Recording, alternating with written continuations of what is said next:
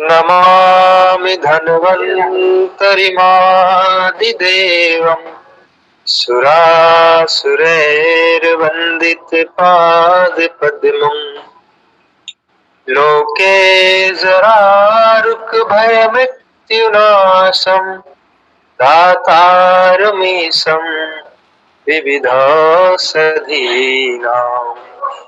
शङ्खं चक्रं जलौकाम् तदतमृतघटं चारुदोर्भिश्चतुर्भिः सूक्ष्मस्वच्छादिदया सुखपरिबिलसन्मालिलं भोजनेत्रम् कालाम्बोदोज्ज्वलाङ्गं कटितटविलसच्चारुपीताम्बराढ्यं वन्दे धन्वन्तरिं तं निखिलगगन प्रौढदावाग्निलीलम्।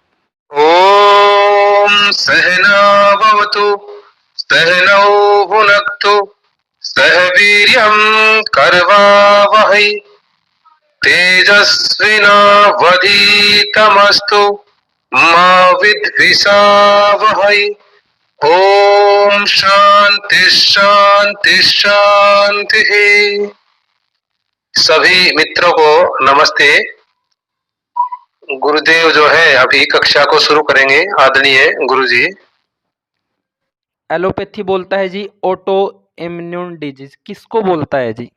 भाई कोई रोगी है, वो बीमार है और वो दवाई खा रहा है रोग के लिए और उसका रोग ठीक ही नहीं हो रहा है और ना उसमें क्या है कि कोई रिपोर्ट में निकल के आ रहा है, तो यहाँ पे एलोपैथी फंस जाता है जी कि भाई रोगी तो परेशान है रोग से, वो परेशान है, दवाई भी खा रहा है और रिपोर्ट में कुछ निकल के भी नहीं आ रहा है। तो ऐसी स्थिति में इस तरह की व्याधि में ये ऑटो इम्यून डिजीज बोल देते हैं। हमारे पास कई पेशेंट आए, उनमें क्या संप्राप्ति मिलती है अनुपम जी? उनमें ऐसी संप्राप्ति मिलती है कि वो उनके शरीर में रुक्षता, खरता, लघुता या वात का क्षय हो जाना, अब उसमें रिपोर्ट में कुछ आ नहीं रहा है और वो ऑटो इम्यून डिजीज बोल देते हैं। ऐसे लोगों का अगर आप दीपन पाचन अनुलोमन करके सूच चिकनाई पे लाओगे तो अच्छे से वजन भी गेन होता है, सब कुछ ठीक होता है।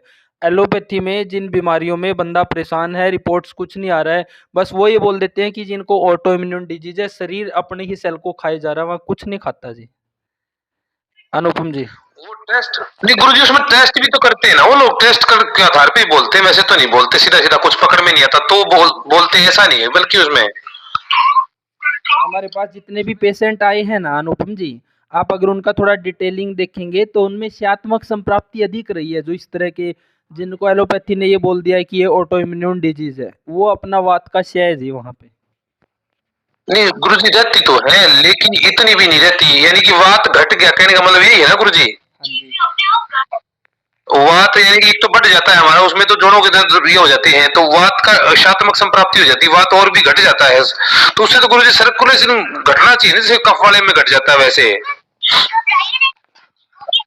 वात का अगर क्षय हो रहा है ना जी, तो उसमें क्या है, उसमें क्या है भाई, अग्नि अच्छी नहीं है, धातुएं अच्छी नहीं बन रही है, ठीक है। अभी उसमें वो वाली संप्राप्ति नहीं आई है कि ज़्यादा पूरी तरह से लघुता अत्यधिक नहीं बढ़ी है, लेकिन ये आरंभिक सी स्थिति है। इसमें ज़्यादातर अगर आप देखेंगे 30-35 तक की उम्र वाले शरीर ठीक ठाक रहता है, इसके बाद तो चलो दर्द आना शुरू हो जाता है। तो यहाँ तक इस तरह के लोगों में ये ज़्यादा डिटेक्ट करते हैं जो ऑटो इम्यून डिजीज है। तो आप ठीक है, अगर आप उनके एंगल से बोल रहे हो तो अपने में क्या बोलोगे अनुपम जी? वात पित्त कफ से तो बाहर नहीं है कुछ भी। नहीं वो तो है ही नहीं, खैर उससे दुराई नहीं है, उसमें तो कोई संशय नहीं है जी। मैं ये कह रहा गुरु जी, वात का क्षय होता है या वात के कारण क्षय होता है, क्या वो समझ नहीं पाया ना आपकी बात, क्या करे वहां पे। अब वात क्या है जी? वात क्या है अनुपम जी? वात के कारण हम अच्छे से चल पा रहे हैं, फिर पा रहे हैं, बोल पा रहे हैं, सब कुछ तो कर रहे हैं वात के कारण। अगर वात नहीं है तो क्या होगा, इन सब में धीरे धीरे कमी आना। तो वात का तो हाँ, वात बैलेंस से करके घट जाएगा तो वात बैलेंस से घट जाएगा, बिल्कुल जी। यही कह रहे हो ना जी, मैं यही समझना चाह रहा था कि आप बैलेंस। जी गुरु जी, यानी कि वात जो है ना वो समता से कम हो जाएगा। वैसे तो हम बात जब भी करते हैं ना जी, वो बढ़े हुए की बात करते हैं, रुक्षता, खरता, लघुता, तो बढ़ने पे होती है ना गुरु जी वो तो। बिल्कुल जी। गुरुजी घटेगा तो फिर इसमें उसकी वो संप्राप्ति नहीं बनी, कफ वाली संप्राप्ति नहीं बननी चाहिए फिर इसमें। कफ वाली क्या बनेगी? भाई स्थूलता, यानी कि स्थूलता तो है ही नहीं इसके अंदर।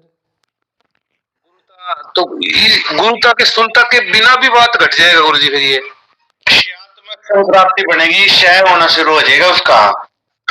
जी वो तो मान गया मैं, शायद शरीर की बात नहीं कर रहे हम। अनुपम जी अपने आपके क्लिनिक पे 2 व्यक्ति आए हैं आपके सामने।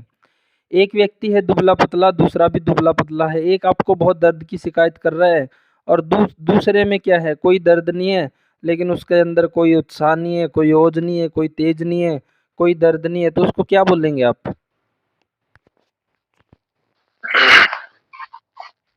जी गुरुजी।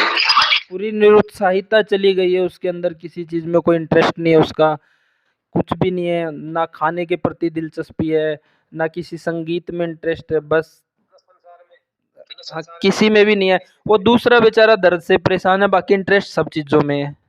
तो कौन से में क्या हुआ अनुपम जी? दूसरे में तो बात बढ़ गया, इसमें शात्मक इसमें घट गया। जी गुरुजी। उत्साह हमें जब वात अच्छा होगा, वात बैलेंस में होगा, उत्साह तभी तो आएगा जी।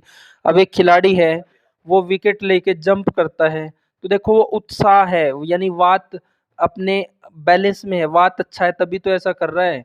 और रोगी व्यक्ति के लिए, बीमार के लिए तो वो तो देखना भी पसंद नहीं करेगा। जी गुरु, तो गुरु जी शात्मक संप्राप्ति में बात है तो भी दीपन पाचन करके उसी तरह से करना पड़ेगा उसमें, है? क्योंकि मेरे एक मित्र थे, मैंने भी बात की थी उनसे, वो यानी कि दुबले पतले हैं, तो उनको मैंने बात की थी, हाँ भाई आपको इस तरह जो है ना, मैं आपका उपचार करना चाह रहा हूँ, आपका वजन बढ़ जाएगा। लोग बोला जी मेरे को है ना दुनियादारी में कोई रस नहीं है, मैं ठीक खाना खाता हूँ, ठीक अपना ठीक चलता है, बोले मेरे को कोई वो नहीं है ना, बच्चों में ये वो आसक्ति नहीं इस तरह से, बोला कोई भी।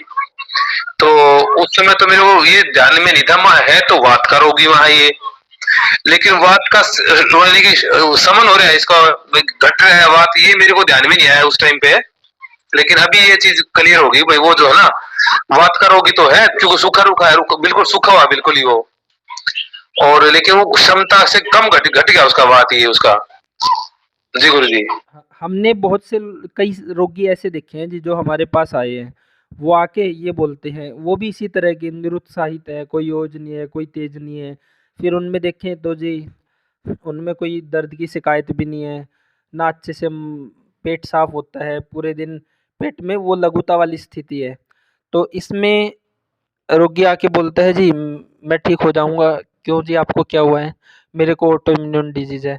आपको समस्याएं क्या क्या है? तो उसमें वही है जी, उनको भूख नहीं है, उनको एनर्जी नहीं मिल रही है, अच्छी धातुएं नहीं बन रही है, वही संप्राप्ति है अनुपम जी। उनकी रिपोर्ट्स वगैरह वो बोलते हैं कि रिपोर्ट सब नॉर्मल है, ना भूख अच्छी है, ना पाचन अच्छा है, ना नींद अच्छे से आती है, ये सब संप्राप्तियां रिपोर्ट नॉर्मल है।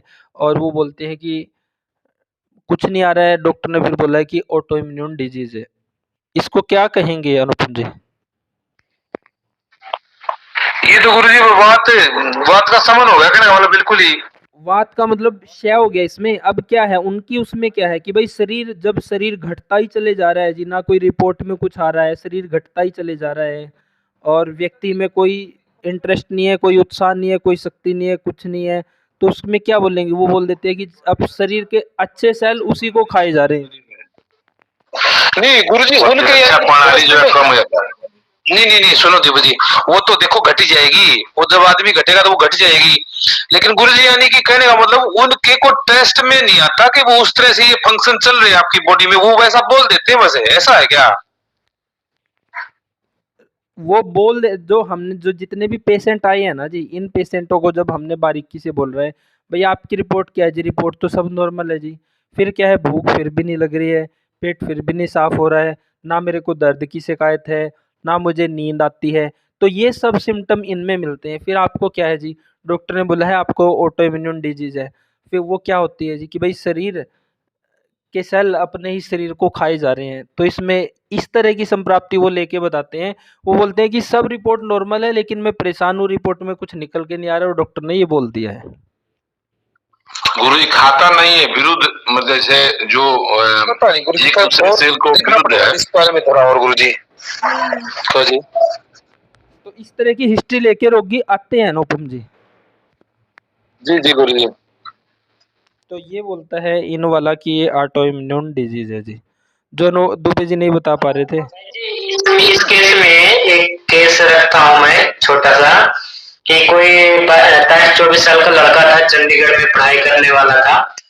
तो हमारे पास आया समस्या लेकर के कमर में बहुत ज्यादा दर्द है, कमर में बहुत ज्यादा दर्द है। हेतु यही सब था कि पीजी में रहता है और जैसे कभी भी खाना खाता है और जो मतलब हॉस्टल का खाना खाता है, और पढ़ाई में भी 12-1-2 बजे तक पढ़ाई करता है, दिन में 9-10 बजे उठता है।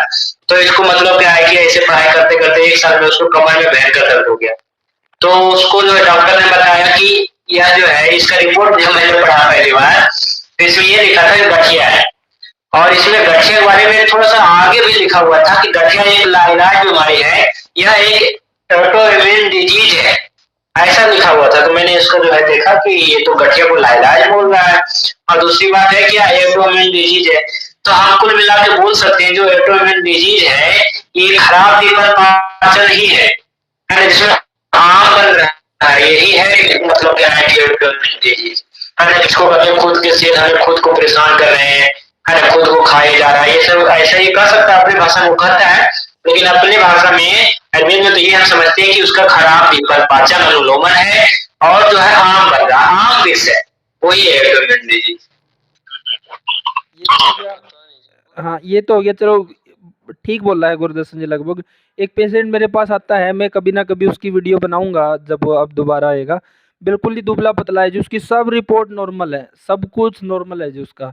और उसमें क्या है जी, बिल्कुल चेहरा सूखा हुआ है, शरीर भी सूखा हुआ है, बड़ी बड़ी सी दाढ़ी रखता है जी, बोलता है कि दाढ़ी रखने से थोड़ा ठीक लगता है कि ज़्यादा वीकनेस नहीं दिखती है। तो वो सब जब उसका मैंने अपने लेवल पे उसका वो निकाला कि भाई आपकी भूख कैसी है, लगती नहीं, पेट साफ कैसा है, होता ही नहीं, 2-2 दिन ना पेट साफ हो, और वो दर्द वाली शिकायत भी नहीं है कि दर्द हो रहा है। तो जब दीपन ही नहीं है उनका, भूख ही नहीं है, और पेट साफ हो ही नहीं रहा है, कोई दर्द भी नहीं है, तो वहाँ पे क्या है जी, और रिपोर्ट सब नॉर्मल है, तो बोलते हैं कि डॉक्टर बोलते हैं कि ये आपको ऑटो इम्यून डिजीज है, आपका शरीर आपके ही सेल को खाए जा रहा है। वही इसी तरह की भाषा जो ये आपने बोली थी अनुपम जी। तो ठीक है गुरदर्शन जी का वो भी कि अपने हिसाब से दीपन पाचन अनुलोमन ठीक ना होना वो ऑटो इम्यून डिजीज है, लेकिन इसका तो अपने पास इलाज है गुरदर्शन जी। ये तो है गुरु जी, मान लो क्षात्मक संप्राप्ति हो ना, लेकिन मेरे पास भी जो एक रोगी रहा ना, मेरे को पहले वाले तो 1-2 रहे, उनकी ध्यान नहीं है। हाँ, तो गठिया का जो है, ये गठिया का तो इलाज मानते हैं ना। ये इलाज मानते हैं अपने पास, तो इलाज है ना वो भी गुरदर्शन जी। जी, तो गुरु जी वो जो था रोगी जो था ना, उसको दर्द तो रहा करता, वो कोई गोली लिया करता, वो गोली अगर छोड़ दे तो उसको पेन बहुत होता था उसको, फिर वो रात को सो भी नहीं पाता, इतना इस तरह से पेन होता था उसको। ज्यादा दुबला पतला नहीं था, मीडियम था, ठीक था वो आदमी। एक ऐसे ही महिला आई थी, उसके लक्षण मेरे को ध्यान नहीं पूरे अभी। कई जो रोगी आए हैं अनुपम जी, कईयों का निष्कर्ष यही निकला है कि जहाँ पे ये सियात्मक संप्राप्ति है, इनकी भाषा में वहाँ कुछ है नहीं, तो ये यही बोल देते हैं कि जी आपका शरीर आपके ही सेल आपके ही शरीर को खाए जा रहा है, ऑटो इम्यून डिजीज है, ऐसी इनकी वो देखी गई है। तो अपने तो यहाँ देखो वात में भी जो गठिया वाली स्थिति बन सकती है, कफ में भी बन सकती है जी, वहाँ पे पूरा आम भरने से, तो दोनों का ही आयुर्वेद में तो इलाज है, दोनों का ही। अपन वात वाले का भी कर सकते हैं और कफ वाले का भी, तो अपन तो इसको वो तो बोल लेंगे ही नहीं लाइलाज बीमारी है, जिसको एलोपैथी लाइलाज बोलता है। आगे से आपके पास कोई भी इस तरह का पेशेंट आएगा ना जी, जिसको ऑटो इम्यून डिजीज बोल दिया है, तो आप उसका फिर हेतु निकालना जी कि क्या हेतु है, क्या संप्राप्ति एट प्रेजेंट में है, तो आपको समझ आएगा कहीं ना कहीं दीपन पाचन अनुलोमन यही बिगड़ा और क्षयात्मक संप्राप्ति है जी, वहाँ पे इसी तरह का आपको मिलेगा। आप उसको बड़े आराम से पकड़ के ठीक कर सकते हो जी, जिनको ये ऑटो इम्यून डिजीज बोलते हैं या लाइलाज बोलते हैं। मामला कुछ नहीं था, वो बना रखा थी। मामला कुछ भी नहीं था। कल अनुपम जी आप क्लास में नहीं थे, कल एक बड़ा अच्छा सा केस इन्होंने बताया था, दुबे जी ने। इनके पास कोई वैद्य रत्नम के 9:15 बजे के बाद गया था गुरु जी, मैं बस मैं उसी टाइम आया था, आप गए थे अनुपम जी। तो एक वो कोई अधिकारी आया होगा वैद्य रत्नम का इनके पास, तो उनकी घरवाली 10 साल से बीमार थी जी, और 10 साल से वो दवाई खाई जा रही है। तो जब इन्होंने केस देखा, वो निकाला, उसमें केवल दीपन पाचन ही करना था जी, और कुछ नहीं करना था। गुरु जी दुबे जी, एलोपैथी मेडिसिन से दीपन पाचन कुछ होता है तो बताइए। गुरु जी मैं कुछ कहना चाहता हूँ अगर समय हो तो। मैं ये कहना चाहता हूँ कि कहावत है कि जहां न पहुंचे रवि वहां पहुंचे कवि, और वैद को कवि भी कहा जाता है। गुरु जी क्या मैं ठीक हूँ? कवि की उपाधि भी दी जाती है वैद को। ठीक हो जी, आप गलत हो ही नहीं सकते। नहीं नहीं गुरु जी ऐसे मत बोलो। मैं तो सिर्फ ये है कि आपसे मैं पूछ रहा हूँ। तो जो आयुर्वेदा है ना, वो जहाँ कहते हैं ना, जहाँ ना पहुंचे रवि वहां पहुंचे कवि। जहाँ रवि की किरणें नहीं पहुंच सकती ना, वहां आयुर्वेदा पहुंच सकता है। ये सिर्फ एलोपैथी की भाषा है कि ऑटो इम्यून डिजीज होगी और ये हो गया वो हो गया। ये आयुर्वेदा वहां पहुंच गया है जहाँ पे सूर्य की किरणें भी नहीं पहुंच सकती, वहां पे आयुर्वेदा पहुंचा है। बस ये कहना चाहता हूँ गुरु जी। कौन से ग्रह पहुंच गए जी, बता तो देते जी। ग्रह नहीं, यथा ब्रह्मांडे तथा पिंडे, यथा ब्रह्मांडे तथा पिंडे। जो मनुष्य का शरीर है ना वही ब्रह्मांड है अनुपम जी। सुनो जी, देखो आयुर्वेद जो है ना जी, ये वेद का विषय है, और वेद जो है वो अपौरुषेय है, ईश्वर का ज्ञान है। और ईश्वर का ज्ञान है वो सर्वोपरि है भाई, वो सब है उसमें, बशर्ते आपकी उसको पकड़ने की योग्यता हो। यानी कि आप समाधिस्थ हो। समाधिस्थ अगर होंगे आप, तो आप कैंसर को भी ठीक कर देंगे जी।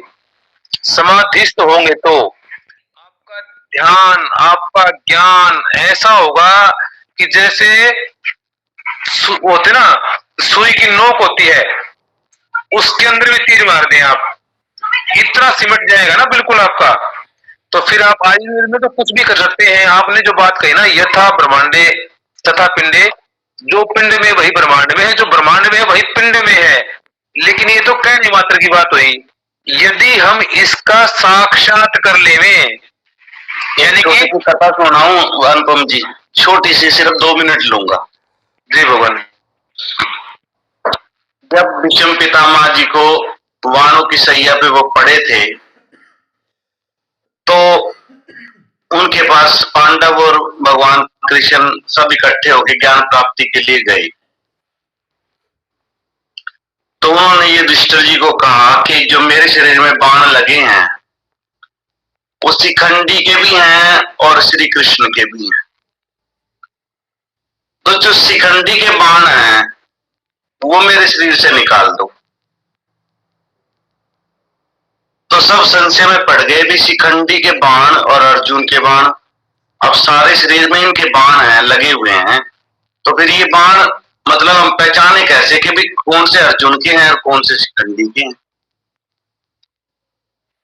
तो बात ये हुई, अंत में भगवान कृष्ण ने बताया कि जो मर्म स्थान पे जो बाण लगे हैं वो अर्जुन के हैं, और जो मर्म स्थानों से इधर उधर लगे हैं वो शिखंडी के हैं।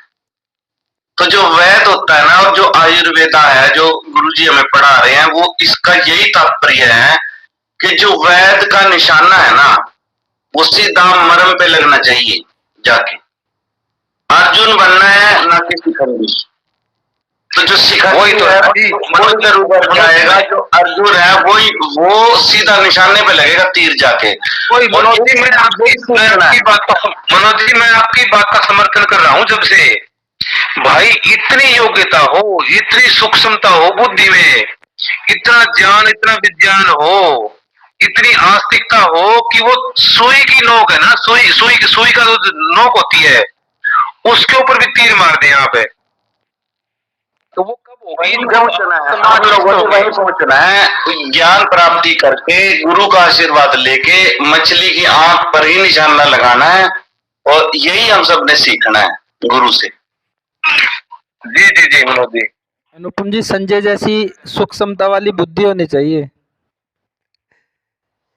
संजय जी जैसी सूक्ष्मता वाली बुद्धि होनी चाहिए। अच्छा जी गुरुजी।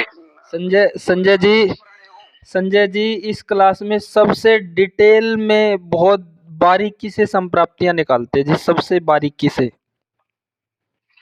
गुरुजी कल की कक्षा के लिए संजय जी का बहुत बहुत दिल से धन्यवाद एवं आभार व्यक्त करते हैं हम सभी मिलकर के।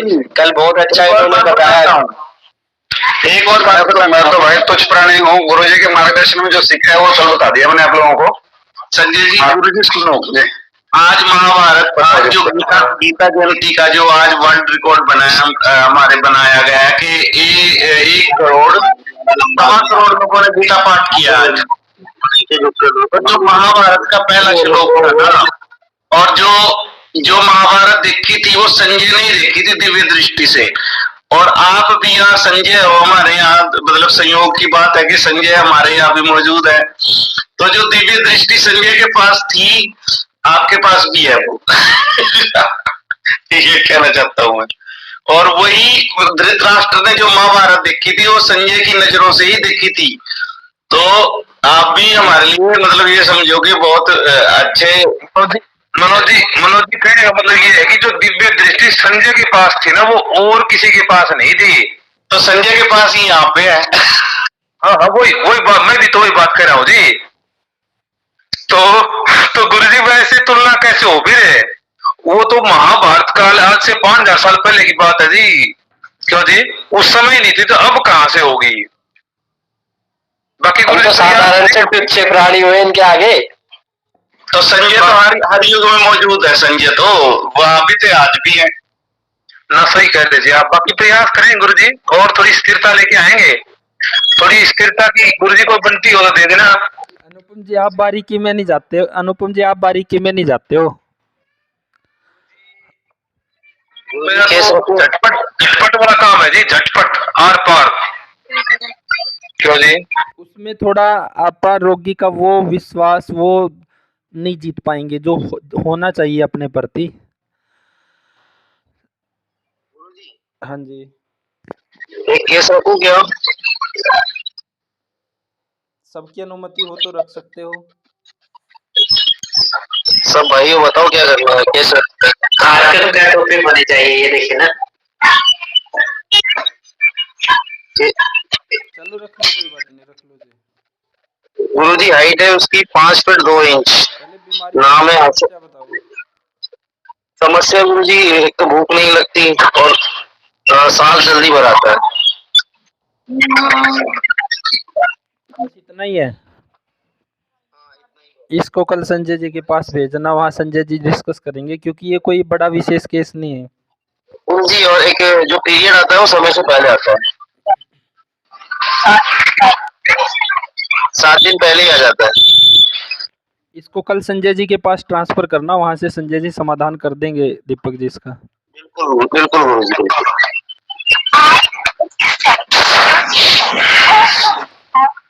तो ऐसा है जी, वैसे तो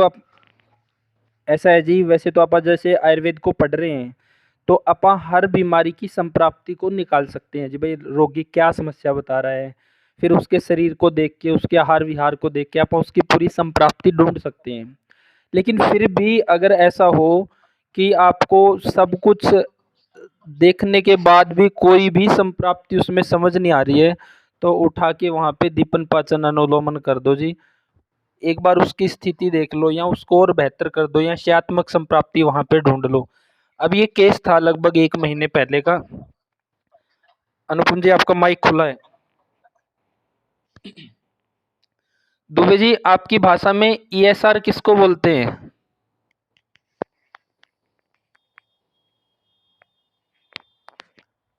जी किसको बोलते हैं, उससे क्या घटित होता है? ESR लेवल क्या रहता है, क्या इंडिकेट करता है? एक सेकंड, हाँ, एक सेकंड जी।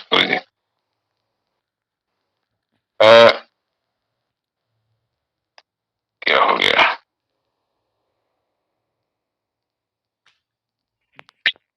किसी व्यक्ति का ESR दुबे जी 50 हो तो आप उसको क्या बोलेंगे जी किसी व्यक्ति का ईएसआर लेवल 50 हो तो अपन क्या बोलेंगे दुबे जी वहाँ पे? कितना होना चाहिए? ईएसआर लेवल 50, ईएसआर लेवल तो 50 ज्यादा है गुरुजी। टीबी के पेशेंट में भी ईएसआर बढ़ता है। अब तो इसमें पेशेंट पर डिपेंड करता है, पेशेंट किस कंडीशन का है। आपके हिसाब से, जैसे हम लोग आयुर्वेद में, और इसमें ईएसआर लेवल अगर 100 ही हो दुबे जी फिर क्या करेंगे? तो गुरुजी आयुर्वेद के हिसाब से तो पहले दीपन पाचन करेंगे। नहीं, आपके हिसाब से मतलब क्या लेवल होना चाहिए ये ईएसआर का, और वो शरीर में क्या रिप्रेजेंट कर रहा है? इन्फेक्शन का डिपेंड है, मतलब कि रिप्रेजेंट कर रहा है कि शरीर में इन्फेक्शन है। कितना तक होना चाहिए उसका लेवल?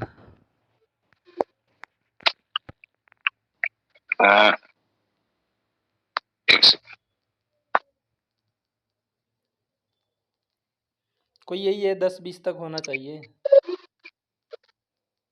जी 10 तक ही होना चाहिए। जी जी हाँ गुरुजी, गूगल में लिखा है 15 से 20। अगर किसी पेशेंट को दुबे जी 100 हो जाए, 120 हो जाए तो क्या किया जाए? वो फिर तो गुरुजी 100-120 तो गुरुजी वो तो टीबी के पेशेंट को होता है, दम्मा के पेशेंट को होता है। मैं अभी आप लोगों को एक रिपोर्ट दिखाता हूँ जी। एक केस अपने पास ऐसा ही था जिसको 1 महीने पहले लगभग 120 था और आज की डेट में वो घट के केवल 33 आ गया है जी। हालांकि 33 भी बहुत ज़्यादा है, लेकिन 120 से और 33 आ गया है जी। एक रिपोर्ट भेज। समस्या कुछ भी नहीं थी जी। भाई ये सर बढ़ रही वैसे। हाँ, ये सर बढ़ रहे हैं और डॉक्टर ने डरा दिया जी। अच्छा जी। एक बार पहले उसमें कोई संप्राप्ति नजर नहीं आई। लक्षण तो आई, लक्षण तो ये आए कि जी बाल बहुत ज्यादा झड़ रहे थे। महिला है, बाल बहुत ज्यादा झड़ रहे हैं उनको।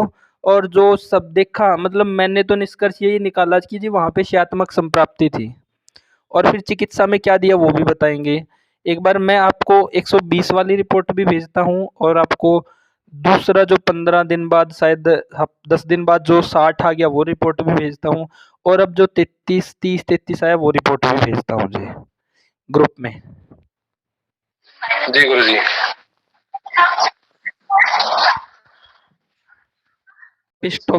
वापिस टॉपिक पे आते हैं जी। दोनों सभी ग्रुपों में मैंने वो भेज दिया है और इसमें आप पढ़ेंगे तो डेट सहित है जी। एक डेट है जो, जी गुरुजी देख लिए जी वो। देख लिए हैं? हाँ जी गुरुजी। तो इसमें तारीख 15/11/23। 15/11 और 20, कल परसों की बात है। 20/12 तो महीने में ये वहां से यहाँ आ गया है जी। चलिए इसको सेट लगा रहा हूँ जी। निष्कर्ष तो क्या है गुरुजी? क्यों जी? आपने कुछ है ही नहीं निष्कर्ष। हाँ जी, कुछ है ही नहीं निष्कर्ष। निष्कर्ष यही है जी, वो जो पहले भी बहुत बार दोहरा चुके हैं कि भाई एलोपैथी तो पैथी कुछ नहीं है। वो तो गोबर पाथरे वाला काम करता है गुरुजी। बस पथाई ज्यादा हो रही है उसकी, पथाई करने वाली। क्लास के आरंभ में अपन डिस्कस कर रहे थे ना जी भाई, ऑटो इम्यून डिजीज। अगर किसी व्यक्ति को आप बोलोगे कि आपको ऑटो इम्यून डिजीज है तो शायद हो सकता है वो व्यक्ति सदमे में आ जाए जी। शब्द ऐसे हैं अनुपम जी, ध्यान देने वाली बात है कि हो सकता है व्यक्ति सदमे में आ जाए। हाँ, थोड़ा सा बुद्धि रखता हुआ तो आई जगह गटर जी। और वैसे होगा मोटा है तो फिर कोई दिक्कत नहीं भाई। कि ऑटो इम्यून डिजीज आप, हाँ जी बोलो जी। ये अभी मेरे धर्मपत्नी का जो दर्द कर रहा था, सिर दर्द, वहां से गर्दन, कंधे का और हाथ में जो दर्द आ रहा था, तो उस समय हमें बताया गया कि आप लोग आरए फैक्टर और यूरिक एसिड का टेस्ट कर लो। तो मैं एक पैथोलॉजी में गया और वहां पे दे दिया और आते समय ध्यान में आया, चलो अभी आधा घंटा होगा, खून और जो यूरिन वगैरह दे दिया, तो दूसरे भी इसमें एक लैब में एक बार देखकर देख लेते। तो वहां पे भी दे दिया और दूसरी जगह पर भी एक आधा घंटे का सिर्फ फर्क देके दे दिया। तो मैं कल वो शेयर करूंगा। एक ही दिन का सिर्फ आधा घंटे का फर्क है खून निकालने का, तो इसमें यूरिक एसिड और आरए फैक्टर में जमीन आसमान का दोनों में फर्क दिखाई दिया। तो मेरे ख्याल से ये जो भवंडर चल रहा है उस भवंडर में घुसना ही नहीं है, ये तो पता मुझे चल गया है इससे। ये तो ऐसा ही है जी। अनुपम जी इस केस की अगर बात करें ना, ये एक महिला का केस है और ये अपनी हर एक वीडियो सुनती है अपनी क्लास की। ये केवल वीडियो सुनती है और वीडियो वैसे ये पहले से ही कंसल्टेशन ले रही है ये स्थिति से पहले। जब ये ESR लेवल बढ़ा आया तो ये भी बहुत हैरान परेशान हो गए। जब यहाँ पे ये रिपोर्ट आई फिर इसके हेतु संप्राप्ति देखे गए तो यहाँ पे कुछ भी समझ नहीं आ रहा था जी, कुछ भी। अब रिपोर्ट देख के रोगी डरा हुआ, बस उनको समस्या एक ही थी कि बाल बहुत ज़्यादा झड़ रहे थे। तो वहाँ पे केवल इतना काम किया, दीपन पाचन अनुलोमन भी ठीक था, सिर्फ इतना काम किया। वहाँ पे शात्मक संप्राप्ति थी। वहाँ इस केस में क्या दिया जी, इस केस में दिया परवाल पिष्टि, पुनर्नवा मंडूर और गोक्षुर आदि गुगुल, व्यान और उदान काल में, बस ये मेडिसिन दी। कई बार इन्होंने अपनी इच्छा से 10 मूला ले लिया, कभी अगर नींद नहीं आ रही थी या कुछ हो रही थी तो ये रिपोर्ट है जी। क्योंकि यहाँ पे ना कोई हेतु मिल पा रहा था, वो ऐसा हेतु भी सेवन नहीं कर रहे, ना कोई ऐसी संप्राप्ति थी, ना कोई ऐसे उनको लक्षण थे, कुछ ऐसा था भी नहीं। और ये शायद 120 वाली जो रिपोर्ट थी शायद 2 जगह इन्होंने करवाई अपने कन्फर्म करने के लिए कि कहीं गड़बड़ी तो नहीं है। तो दोनों ही जगह इसी तरह का, ये एक जगह 119 एक जगह 120 यही बढ़ा रहा था जी। तो ये सब देख के कि ऑटो इम्यून है, डरना नहीं है जी। यहाँ जैसे अब ये इस तरह के लेवल बढ़े आगे, डरना नहीं है। हमने हेतु देखने, हेतु नहीं मिल पा रही है, संप्राप्ति देखनी है वो भी नहीं मिल पा रही है। तो फिर अब एक ही यहाँ पे था जी कि बाल इतने ज़्यादा झड़ रहे थे, वो बोले कि मैं महीने में गंजी हो जाऊंगी, इस तरह से झड़ रहे हैं। तो वहाँ पे क्या कर सकते थे भाई, अस्थि धातु को अच्छा करना है ताकि उसके उपधातु और मल अच्छे हो। अस्थि को अच्छा करने के लिए पहले रस को अच्छा करे, फिर रक्त को, फिर मेद अस्थि। तो ये 3 मेडिसिन उनको दी थी। पहले दूध पीने का अभ्यास नहीं था, घी खाने का अभ्यास नहीं था, आजकल वो सब हो गया। बस इतना ही काम किया था जिसमें। ये तो गुरुजी गजब ही होगा जी, कमाल ही होगा वैसे। तो इनको थायराइड भी नहीं था गुरुजी, इनको है ना? कुछ भी नहीं है, कुछ भी नहीं है जी, कुछ भी। बाल झड़ने का मुख्य कारण तो अपना अस्थि धातु कमजोर होने के बाद उसका तो उपधातु बाल बाल इसकी वजह से तो झड़ रहे होंगे। तो प्रवाल पिष्टि और मंडूर का तो मुझे ये पता चल गया कि वो मतलब हड्डी को ये कर रहा है, मजबूत कर रहा है। रस रक्त पे कार्य कर रहा है जी। परवाल रस पे, मंडूर रक्त पे।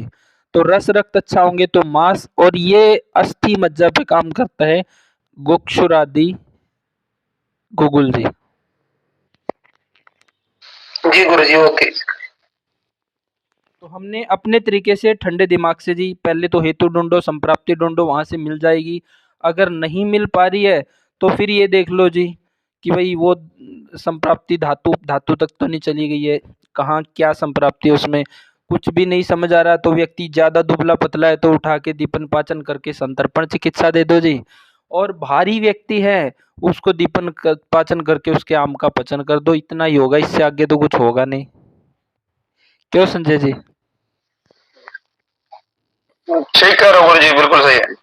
तो गुरुजी ये बाजार में इतने किस तेल आ रहे हैं, इतने ब्राह्मी के आ रहे हैं, आप पता नहीं किस किस कंपनी के आ रहे हैं, आदिवासी तेल आ रहे, तो क्या ये उतना मतलब कारगर नहीं है ये? अपने जो दादे नाने थे वो दातुन कर करके भी आखिरी दिन तक दांत थे कुमार जी। अब इतने टूथपेस्ट मार्केट में है, अब 40 की उम्र में दांत जा रहे हैं, बताओ आप। ये बात बिल्कुल सही है गुरुजी, बिल्कुल सही है। जी जी जी गुरुजी। तो कई बार ऐसा होता है जी, जैसे वो अचानक ही दुबे जी ने बोल दिया, आप हम बात कर रहे थे उसके ऊपर, श्वेत श्वेत शिवत्तर के ऊपर बात कर रहे थे, सफेद दाग के ऊपर जी, कि auto immune disease. Dubey ji वो ऑटो इम्यून डिजीज नहीं है, वो है लाइफस्टाइल डिसऑर्डर। भाई आपका जब आप उसको डिटेल में पढ़ेंगे, जब व्यक्ति कफवर्धक आहार विहारों का सेवन करेगा तो विकृत अवस्था में दूषित कफ बढ़ेगा, तो वो किस तरह से फिर कुष्ठ और चर्म रोग को पैदा करता है। तो उसी तरह से वो शिवत्तर की संप्राप्ति है, वो ऑटो इम्यून डिजीज नहीं है दुबे जी। वो विरोध आहार और अनुचित प्रकृति के विरुद्ध, ऋतु के विरुद्ध इस तरह का सेवन करने से वो संप्राप्ति बनती है। जी जी। तो इस तरह के शब्द ना बोलो जिससे लोग डर जाए तो अच्छा है दुबे जी। कोई डरने वाला नहीं है गुरु जी आज के डेट में। अच्छा जी फिर लोग डराने भी तो होना है, लोग अच्छे लगा काम में पहला यू है वो तो कति अगला कति नो जमा 10 लगा करके फिर लोग अब इतने पैसे लगा वो जल्दी कर ले। चलो आज का टॉपिक पढ़ लेते हैं। अभी तक का निष्कर्ष ये निकला है जी, ऑटो इम्यून डिजीज एलोपैथी ने बोल दिया है, तो वहाँ हमने अपनी संप्राप्ति और हेतु ढूंढनी है। जो भी रोगी इस तरह हमारे पास आके बोलेगा तो हमने केवल उसके हिसाब से उस रोगी के उसका डर निकाल सकते हैं जी अपन। और इस तरह की रिपोर्ट्स और लेवल बड़े हो तो वहाँ पे भी अपन ने अपने लेवल पे अपने तरीके से सोचना है जी कि क्या हो रहा है। जैसे हमने देखा जी अनएक्सप्लेन इनफर्टिलिटी में हमने पढ़ा कि जहाँ कुछ समझ ना आ रहा हो वहाँ आप उसमें निकाल सकते हैं जी कि इसको क्यों बांझपन है। निकाल सकते हो जी? जी जी गुरु जी। तो ये है ठंडे दिमाग से सोचना है जी और पूरा उसको संप्राप्ति के तहत उस पर काम कर दो, हो जाएगा ठीक जी। अब आप पढ़ दो जी आज का टॉपिक पेज नंबर 80 पे विभिन्न सुराओं का वर्णन। आज हम पढ़ेंगे अलग अलग तरह की सुरा है जो बहेड़े की, द्राक्षा की, फिर आसव, अरिष्ट। तो इसकी डिटेलिंग पढ़ के आज इस चैप्टर को खत्म करते हैं। पढ़ो जी।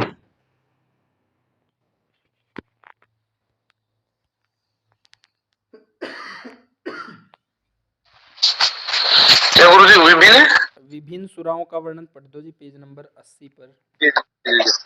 आज विभिन्न सुराओं का वर्णन है। सुरा यह गुलम रोग, उदर रोग, अर्शो रोग, ग्रहणी रोग तथा शोष रोग का विनाश करती है। यह स्नेह कारक है। स्नेह कारक भी बताया गुरु जी। गुरु देह में पचने वाली तथा वातनाशक होती है। यह मेद धातु, रक्त धातु, दूध, मूत्र एवं कफ दोष को बढ़ाती है। वक्तव्य है, जैसे पिछला केस अपन डिस्कस कर रहे थे ना जी, कई बार टर्म ऐसे दे दिए जाते हैं जैसे ये बोल दिया ऑटो इम्यून है या ये सब है। अब वो दीपक जी वाला एक केस जिसमें कि मलारम में इतना कठोर आ रहा था, वो कठोरता हट ही नहीं पा रही थी, उसको क्या नाम दे दिया था दीपक जी?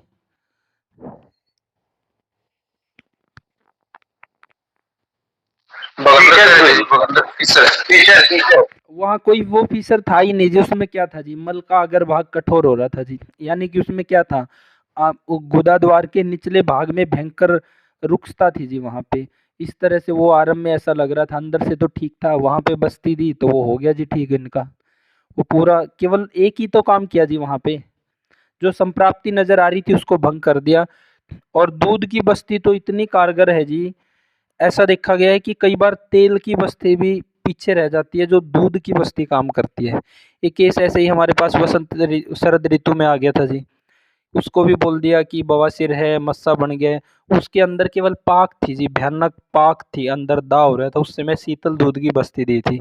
इनको तो गुनगुना की दिलवाई थी, उसको शीतल की दी थी जी। 3 दिन बस्ती देने के बाद बंदा 3 दिन में रिलैक्स कर गया जी। तो उन्होंने क्या नाम दे दिया उसको, ऑफिसर दे दिया है या उन्होंने ऑटो इम्यून डिजीज दे दिया है, उसके हिसाब से आपने नहीं सोचना है, आपने अपनी संप्राप्ति के हिसाब से सोचना है। ये इस केस में केवल दूध की बस्ती ने ही काम कर दिया जी, जो इतना परेशान हो रहा था ये। और हो सकता है इसको ऑफिसर और उसके नाम पे लेके पता नहीं कहाँ कहाँ तक ले जाते जी। गुरु जी 6 डॉक्टरों के पास तो क्या है, सबने हाथ खड़े कर दिए और एक तो भी 2 तो बीएमएस है। तो देख लो अनुपम जी, 6 डॉक्टरों ने हाथ खड़े कर दिए थे और अपन केवल दूध की बस्ती दी है जी। हाँ जी गुरु जी। तो गुरु जी सारे डॉक्टर, दुनिया भर के डॉक्टर हाथ खड़े कर रहे हैं, उन रोगों को तो ठीक कर ही देते हैं। अबे कितने बीपी में हाथ खड़े कर दिए जी। इसमें तो कुछ भी नहीं लगा, इसमें तो कुछ लगा ही नहीं, इसमें तो कोई मेडिसिन भी नहीं दी थी। बस यही था कि भाई आप यहाँ से दे दो, यहाँ से निहास पड़ जाएगा और हो जाएगा ठीक। ज्यादा तो ये ट्रम में उलझा देते हैं जी, जो इसको नाम दे देते हैं कि ये वो है, ये बंदा वहीं उलझ के रह जाता है। फिर लोग भी ऐसे ही है, डॉक्टर ने जो बोला उसको गूगल पे सर्च करेंगे, गूगल पे अलग अलग वो आएंगे, फिर वो देख के और उसमें वो भी और स्ट्रेस में चला जाता है जी। बिल्कुल सिंपल से सिंपल तरीके से काम करना है जी। जैसे एक किसान काम करता है ना कि भाई जमीन में बीज उगाने के लिए क्या करना है, डॉक्टर नहीं उगा पाते, किसान कर देता है जी वो काम। हर बार 6 महीने पर नई फसल उगाता है कि नहीं उगाता है जी।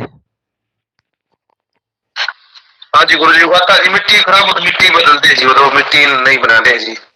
और ये इतने पढ़े लिखे डिग्रीधारी डॉक्टर नहीं कर पाते वही काम।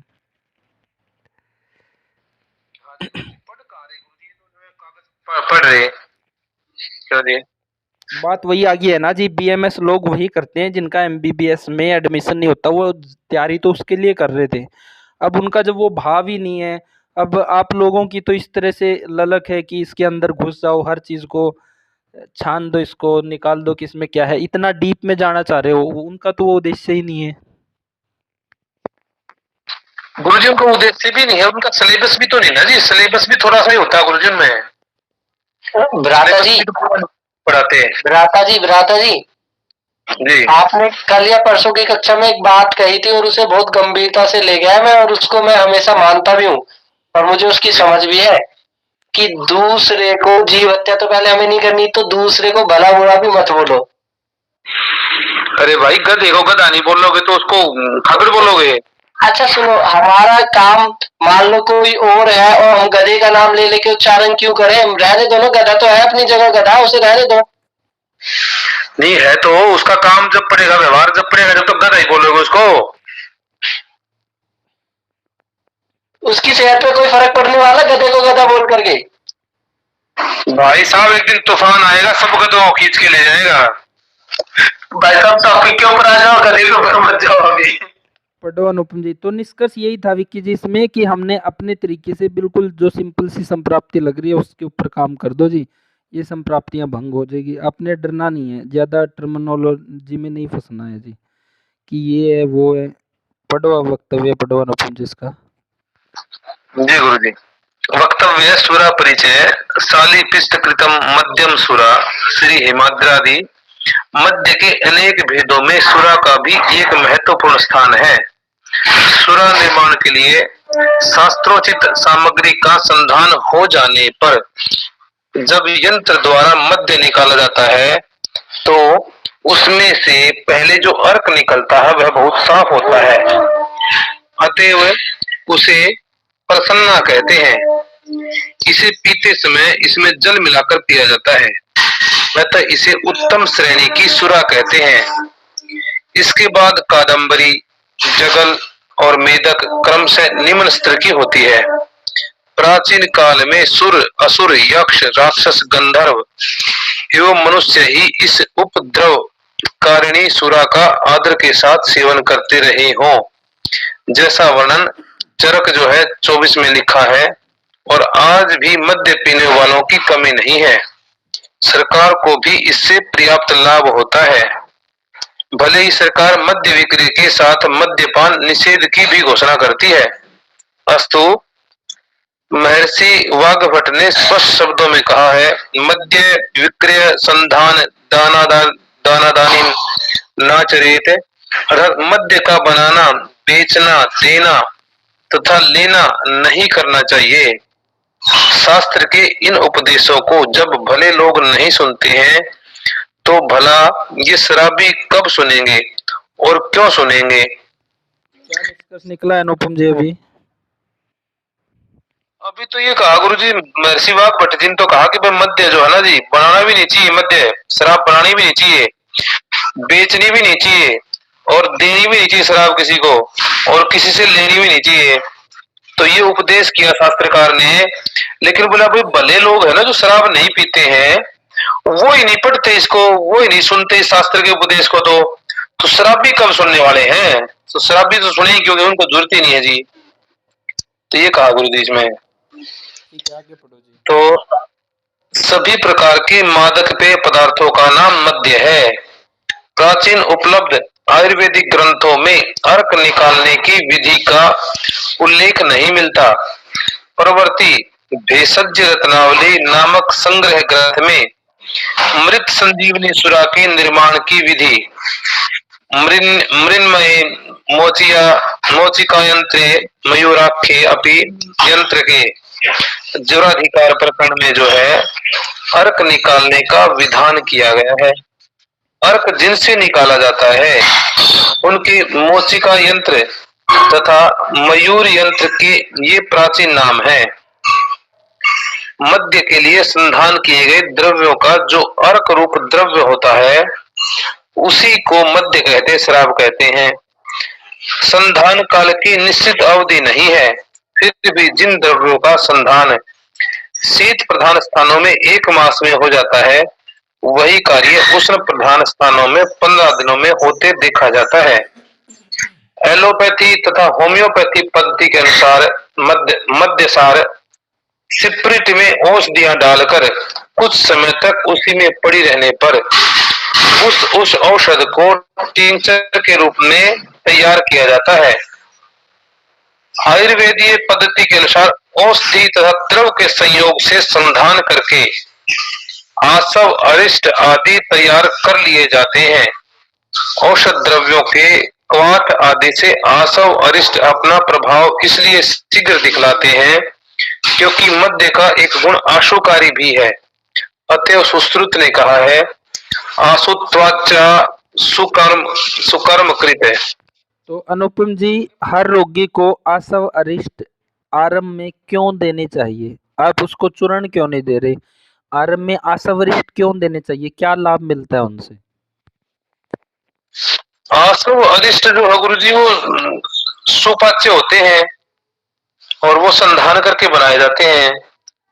इसलिए जो है अगर अग्नि ठीक ठाक हो तो चूर्ण भी गुरु जी दे सकते हैं, लेकिन जिनकी अग्नि बहुत मंद हो गई है, बिल्कुल कमजोर है, तो उनको चूर्ण आदि देंगे, बटी आदि देंगे या भस्मी आदि देंगे तो वो पचा नहीं पाएगा, क्योंकि उनको पचाने के लिए भी हमें एक सामर्थ्य, एक शक्ति, एक अग्नि की जरूरत है जो कि रोगी के शरीर में है ही नहीं पहले से। तो हम ऐसे तरल रूप में, द्रव रूप में, और ऐसा हो जो सुपाच्य हो, या फिर ऐसा बताते हैं अरिष्ट आदि जो हैं वो तो गुरुजी अपनी ही अग्नि से पच जाते हैं, वो शरीर की अग्नि का प्रयोग ही नहीं करते हैं, तो इसलिए अरिष्टों का प्रयोग किया जाता है। बल्कि आसव जो होते हैं अरिष्टों की तुलना में थोड़े भारी होते हैं, थोड़े से गुरु होते हैं पचने में भी। ये है जी गुरुजी। ठीक है जी, आगे पढ़ दो जी। वारुणी परिचय। वारुणी नामक मध्य के गुण भी उक्त सुरा के समान होते हैं। शेष गुण इस प्रकार हैं। यह हृदय को बल देती है, लघु शीघ्र पचने वाली तथा तीक्ष्ण है। यह सूल, कास, वमन, श्वास, विबंध, स्रोतों की रुकावट, मल मूत्र की रुकावट, अफारा तथा पीनस रोगों को नष्ट करती है। वक्तव्य है, वरुण देव जल तथा पश्चिम दिशा के स्वामी को यह मध्य प्रिय थी,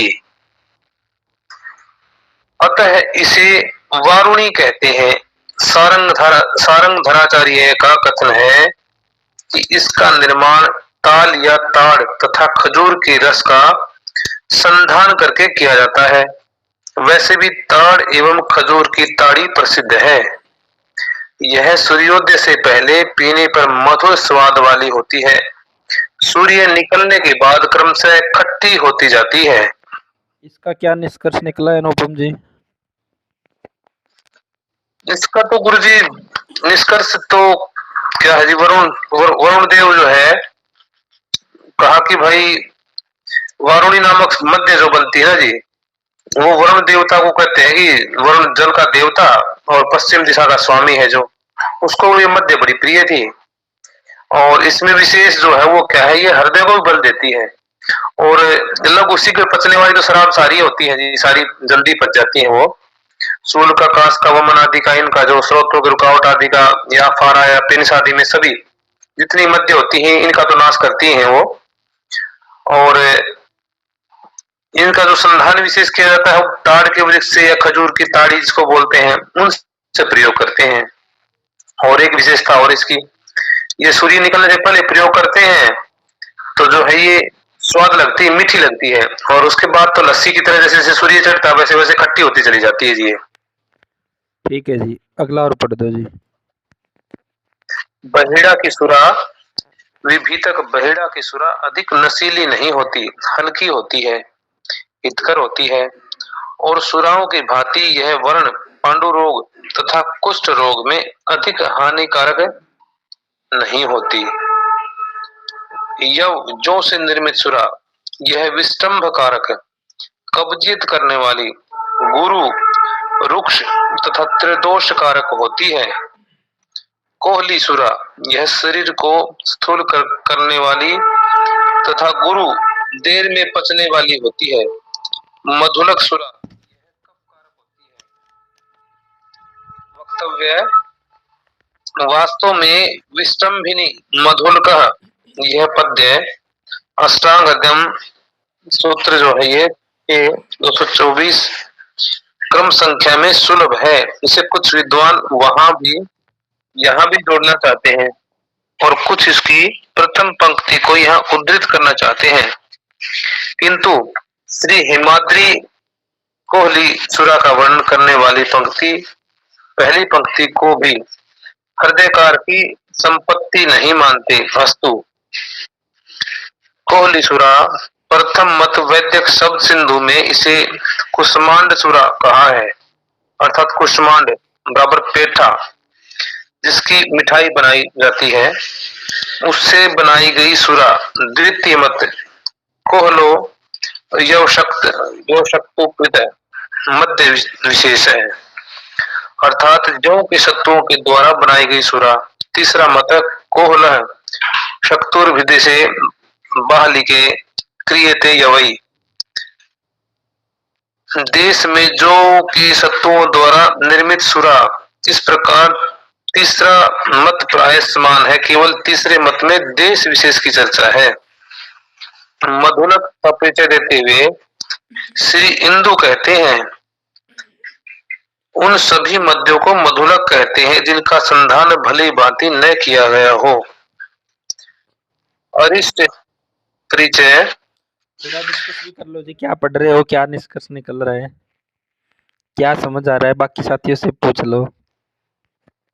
कुछ निष्कर्ष नहीं गुरुजी की तो बस ये सामान्य सी बातें हैं सारी सारी ये क्यों जी इनका तो आपको पता है क्यों गुरु पता है? ना कुछ पकड़ने वाली कोई वो बात है नहीं, विशेष नहीं है इसमें, तो बस नाम है जी उनकी थोड़ी थोड़ी व्याख्या कर रखी है उन नामों की। क्या जी ठीक है, आगे अरिष्ट गुरुजी परिचय आप बोलो, कुछ बताना चाह रहे तो गुरुजी आप बोलते हुए चले फिर। ना मैं कुछ नहीं। ठीक है, चलो आगे बताएंगे विक्की जी। अरिष्ट परिचय जिन द्रव्यों के संयोग द्वारा जिस अरिष्ट का निर्माण किया जाता है वह अरिष्ट उन द्रव्यों के गुण धर्म के समान होता है, किंतु यह आसव सभी मद्यों से अधिक गुणवान होता है। अच्छा जी गुरुजी, यह ग्रहणी, पांडु, कुष्ठ, अर्श, शोफ, शोष, उदर रोग, ज्वर, गुलम, कृमि रोग तथा प्लीहा विकारों को नष्ट करता है। यह स्वाद में कसैला तथा कटु होता है और वातवर्धक होता है। ये क्या कह दिया गुरुजी मैं? ये ठीक तो कहा है, आगे पढ़ो गुरुजी। ना वातवर्धक कहा, वो डिस्कस करो जी। अरिष्ट कहा गुरुजी, अरिष्ट कैसे बनते हैं? तो इन्होंने कहा कि भाई जिन द्रव्यों के संयोग द्वारा अरिष्ट का निर्माण किया जाता है, भाई जिन जिन द्रव्यों को मिला करके अरिष्ट का निर्माण करते हैं ना, वो अरिष्ट जो है वो उन द्रव्यों के जो गुण धर्म है उसके समान ही कार्य करने वाला होता है। किंतु वो ये बात विशेष बात बताई इन्होंने, किंतु बोला ना यह आसव सभी मद्यों से अधिक गुणवान होता है। जितने भी मद्यों का वर्णन किया पीछे अब तक है उन सब से जो है ज्यादा गुण रखने वाला है, उन सब से विशेष है। तो इसका अर्थ ये निकलता है कि मद्य की जरूरत नहीं है आपको, उसका भी बाप है ये और दोष कारक नहीं है। यह ग्रहणी रोग को दूर करता है जी। पांडु को, कुष्ठ को, अर्श को, सूजन को, क्षय को, उदर रोग को, ज्वर को, गुलम को, कृमि रोग को, प्लीहा के विकार जो होते हैं उनको सबको नष्ट करता है। और स्वाद में थोड़ा कसैला होता है, थोड़ा सा कटु होता है। और ये गुरुजी समझ में नहीं आया, वातवर्धक होता है जी। ये सारे वातवर्धक होंगे गुरुजी अरिष्ट को। अरिष्ट नहीं, आसव वातवर्धक है, वातवर्धक बोल सकते हैं। अरिष्ट तो वातशामक होते हैं जी। इन्होंने तो अरिष्ट का ही कहा ना गुरुजी ने यहाँ तो। आसव का कहा है जी। देखो क्या कहा गया है, जिन द्रव्यों के सुयोग द्वारा जिस अरिष्ट का निर्माण किया जाता है वह अरिष्ट उनके समान ही गुण समान होता है, किंतु आसव है जो सभी मदों से गुणवान होता है। यह मतलब अभी आसव के बारे में पढ़ रहे थे। यह ग्रहणी को ठीक करता है, पांडु को ठीक करता है, कुष्ठ को, अर्श को, इन सब को ठीक करता है। यह स्वाद में कसैला कटु है और वातवर्धक है। क्यों है जी वातवर्धक? क्योंकि अरिष्ट तो अरिष्ट कैसे बनता है अगले श्लोक में पढ़ेंगे अपन इसके वक्तव्य में आके। आसव कैसे बनता है वो भी पढ़ेंगे। जो अरिष्ट है वो क्या है जी, जड़ी बूटियों का आपने क्वाथ काढ़ा बनाया, फिर उसके बाद अरिष्ट रूप में तैयार किया जाता है। आसव क्या है, इसको ऐसे ही जड़ी बूटियां मिला के आपने मिट्टी में जमीन में दबा दिया या उसको कुछ टाइम के लिए रख दिया, वो आसव है। तो आसव है जो अनुपम जी, वो पचने में गुरु है, वो शीत स्वभाव का है। अरिष्ट है जो वो उष्ण तो नहीं बोलेंगे लेकिन समशीतोष्ण है, यानी अपनी अग्नि इस्तेमाल नहीं करता है, वो जल्दी से पचता है और स्रोतों की अच्छे से शुद्धि करता है। तो ये आसव कहीं ना कहीं शीत गुण को बढ़ाता है, इसलिए ये वातवर्धक है जी। आगे इसके बनाने की निर्माण विधि पढ़ेंगे तो वहां अपन डिफरेंस समझ जाएंगे। पढ़ो जी आगे।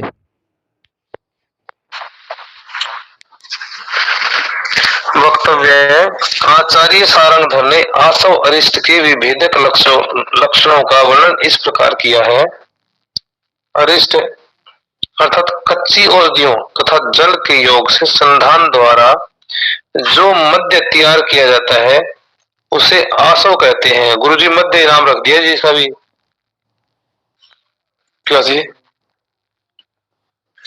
औषध द्रव्यों को जल में डालकर क्वाथ करने के बाद जो मद्य तैयार किया जाता है उसे अरिष्ट कहते हैं। इन दोनों की साधारण मात्रा 1 पल 4 तोला है।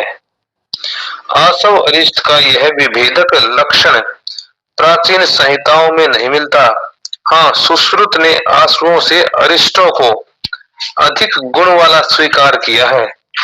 अरिष्टो द्रव्य संयोग संस्कार आदि को गुण ही, अर्थात अरिष्ट में आसव से अधिक औषध द्रव्यों का संयोग होने से तथा संस्कार विशेष होने से यह अरिष्ट अधिक गुणवान होते हैं। मुनक्ता का मध्य। तो अरिष्ट का महत्व क्या हुआ अनुपम जी? अरिष्ट ही हमें क्यों देना चाहिए?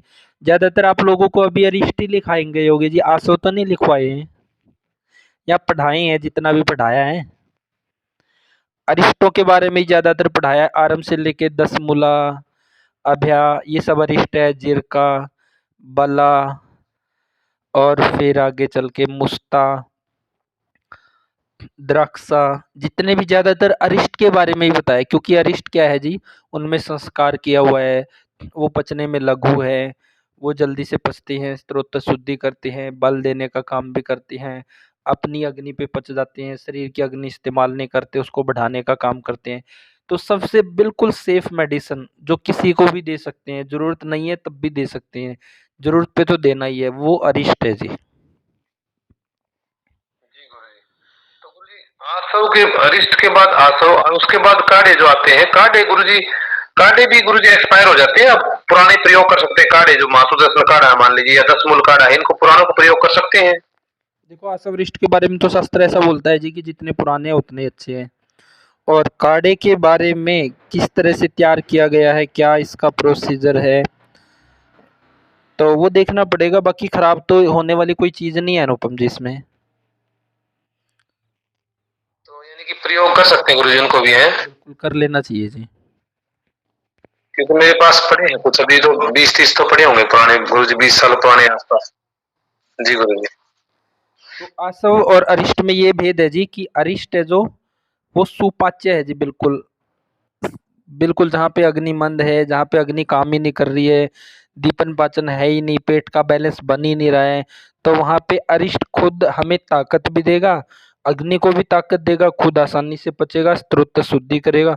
बहुत ही अनमोल द्रव्य है आयुर्वेद का जी। तो गुरुजी विशेष अंतर तो नहीं है इनमें वैसे तो। भाई वो तो सीधी जड़ी बूटियां हमने पानी में डाल दी सीधी और रख दी, संधान कर दिया उनका, और इनको उबाल करके जड़ी बूटियों को रस निकाल लिया, रस निकाल करके फिर इस रस का संधान किया हमने, यही तो। डिफरेंस क्यों नहीं अनुपम जी? एक तो आपके पास गाय का दूध है, शीतल है, एक को आपने गर्म करके उसको फिर पी रहे हो, तो कौन सा जल्दी पचेगा? और जो गर्म करके पी रहे हैं वो तो लगभग आप उस व्यक्ति को भी पिला सकते हैं जिसको दूध पीने से पाचन ना हो रहा हो, शीतल पिला दो उसको, वो दूसरे दिन पिएगा ही नहीं, वो इस ऐसी स्थिति में पहुंच जाएगा। फर्क है कि नहीं है जी? गुरु जी ये जो है ना, ये स्थिति पीने वाली नहीं है, ये तो जो है ना उसका संधान करने से पहले का प्रक्रम है वैसे तो। भाई संधान में प्रक्रिया जो होगी ना जी, वो चाहे आपने होश दिया निचोड़ करके रख दी या सीधी रख दी, तो उसमें विशेष अंतर तो कैसे आएगा ये देखो आप। भाई जड़ी बूटियां हमने तो सीधी डाल दी उसमें, वो भी सड़ेंगी, और हमने जो उबाल करके रस निकाल के छोड़ दिया वो भी सड़ेगा, क्योंकि पीने में उसमें तो गुरुजी उदाहरण जो है ना वो उस तरह स्टिक नहीं बैठता, क्योंकि हम डायरेक्ट नहीं पी रहे उसको उस तरह से। संजय जी क्या बोलना चाहेंगे?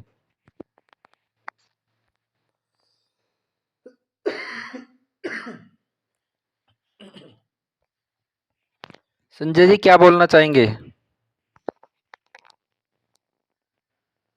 गुरुजी ये मतलब एक जो आशा और अरिष्ट है थोड़ा समझ में आया मेरे को। मतलब अरिष्ट ये है कि मतलब क्वाथ पहले बना के फिर उससे मध तैयार किया, जो मध है बट ये फर्मेंटेशन होता है जैसे वही होता है ना प्रोसेस। तो एक किस्म से पक तो जाती हैं जड़ी बूटियां ये। आशा थोड़े भारी है और अरिष्ट थोड़े से हल्के हैं, मतलब इतना तो समझ में आ रहा है यार जी दोनों का ही तरीका एक है, बस सीधा एक नहीं है अनुपम ना, जो मैं समझाऊं देखो अरिष्ट में क्या है क्वाथ उबाल बोलो बोलो। वो तो मैंने बताया ही है कि बाद का जो उसमें जड़ी बूटी सीधी डालते हैं और इसमें उबाल करके जो रस है ना उसको करते हैं। फर्मेंटेशन का जो है ना दोनों का ही एक जैसा प्रोसेस है, दोनों का ये है, मैं ये कह रहा हूँ आपको। हाँ तो फिर गुण धर्म कुछ ना कुछ अलग होता है ना अनुपम जी, एक उबाल के आपने बनाया है और एक अपने कच्चे रसों का या फिर उनका जड़ी बूटियों का पानी में डाल के बनाया है, दोनों में गुण धर्म तो अलग दिख ही रहे हैं सब। एक को इसलिए आशा बोल रहे हैं, एक को अरिष्ट बोल रहे हैं। नहीं वो तो है ही, थोड़ा सा अंतर तो है ही। मैं ये कह रहा हूँ भाई बहुत ज्यादा अंतर वाली कोई बात उसमें दिखाई नहीं देती इस तरह से। मैं तो ये कह रहा हूँ ना भाई कोई ज्यादा अनुभव में जो शास्त्र बोल रहे हैं, जो अनुभव में है आसव जो उपयोग करते हो तो अलग रिजल्ट आते हैं और अरिष्ट करते हो तो जैसे आसव में शरीर की थोड़ी अग्नि लगती है पचाने में और अरिष्ट आप उसी की अग्नि खुद की अग्नि से पच जाते हैं। तो ये अंतर तो आप खुद ही देख रहे हो ना। तो ये अंतर तो बहुत बड़ा हो गया अनुपम जी। गुरु जी हो तो गया, लेकिन भाई इसमें भी गुरुजी मात्र उबालने मात्र से ऐसा क्या गुण धर्म आ गया कि भाई एक बार उबाला, मान लो हमने रस तो निकालने के लिए उबाले हो गए ना गुरुजी, ये सुपाच्य हो गया, वो संस्कारित होने के बाद सुपाच्य हो गया अनुपम जी। वो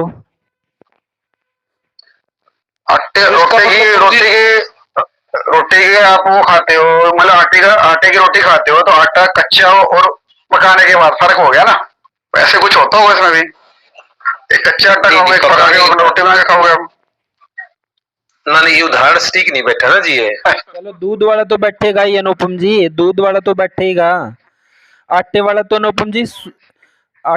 अनुपम जी चलो स्टिक नहीं बैठा है। गर्म दूध और ठंडे दूध वाला तो स्टिक बैठेगा। गर्म दूध तो जल्दी से सुपाच्य है जी, और शीतल तो वो गुरु ही है जी। गर्म दूध तो आप उसको भी दे सकते हो जिसकी अग्नि बिल्कुल ही हल्की फुल्की ठीक है, तो आसानी से पच जाएगा। शीतल तो उसको मंद कर देगा जी।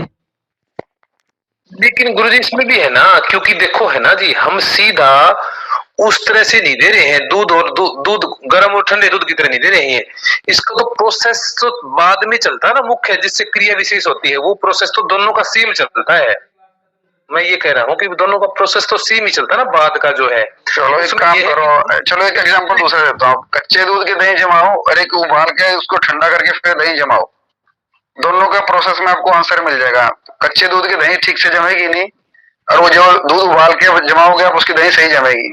होता है ना ऐसा? नहीं नहीं, ऐसा है ना सर जी, देखो दूध दही जमाने के लिए एक टेम्परेचर चाहिए, वो चाहे कच्चे में जमा लो आप, नहीं, फर्मेंटेशन होता है भाई उसमें, जो दही जमती है ना फर्मेंटेशन प्रोसेस से जमती है वो बात ये प्रक्रिया करता है ना। और कच्चे दूध में जो फर्मेंटेशन होएगा और जो पक्के में होएगा दोनों में अलग अलग होएगा।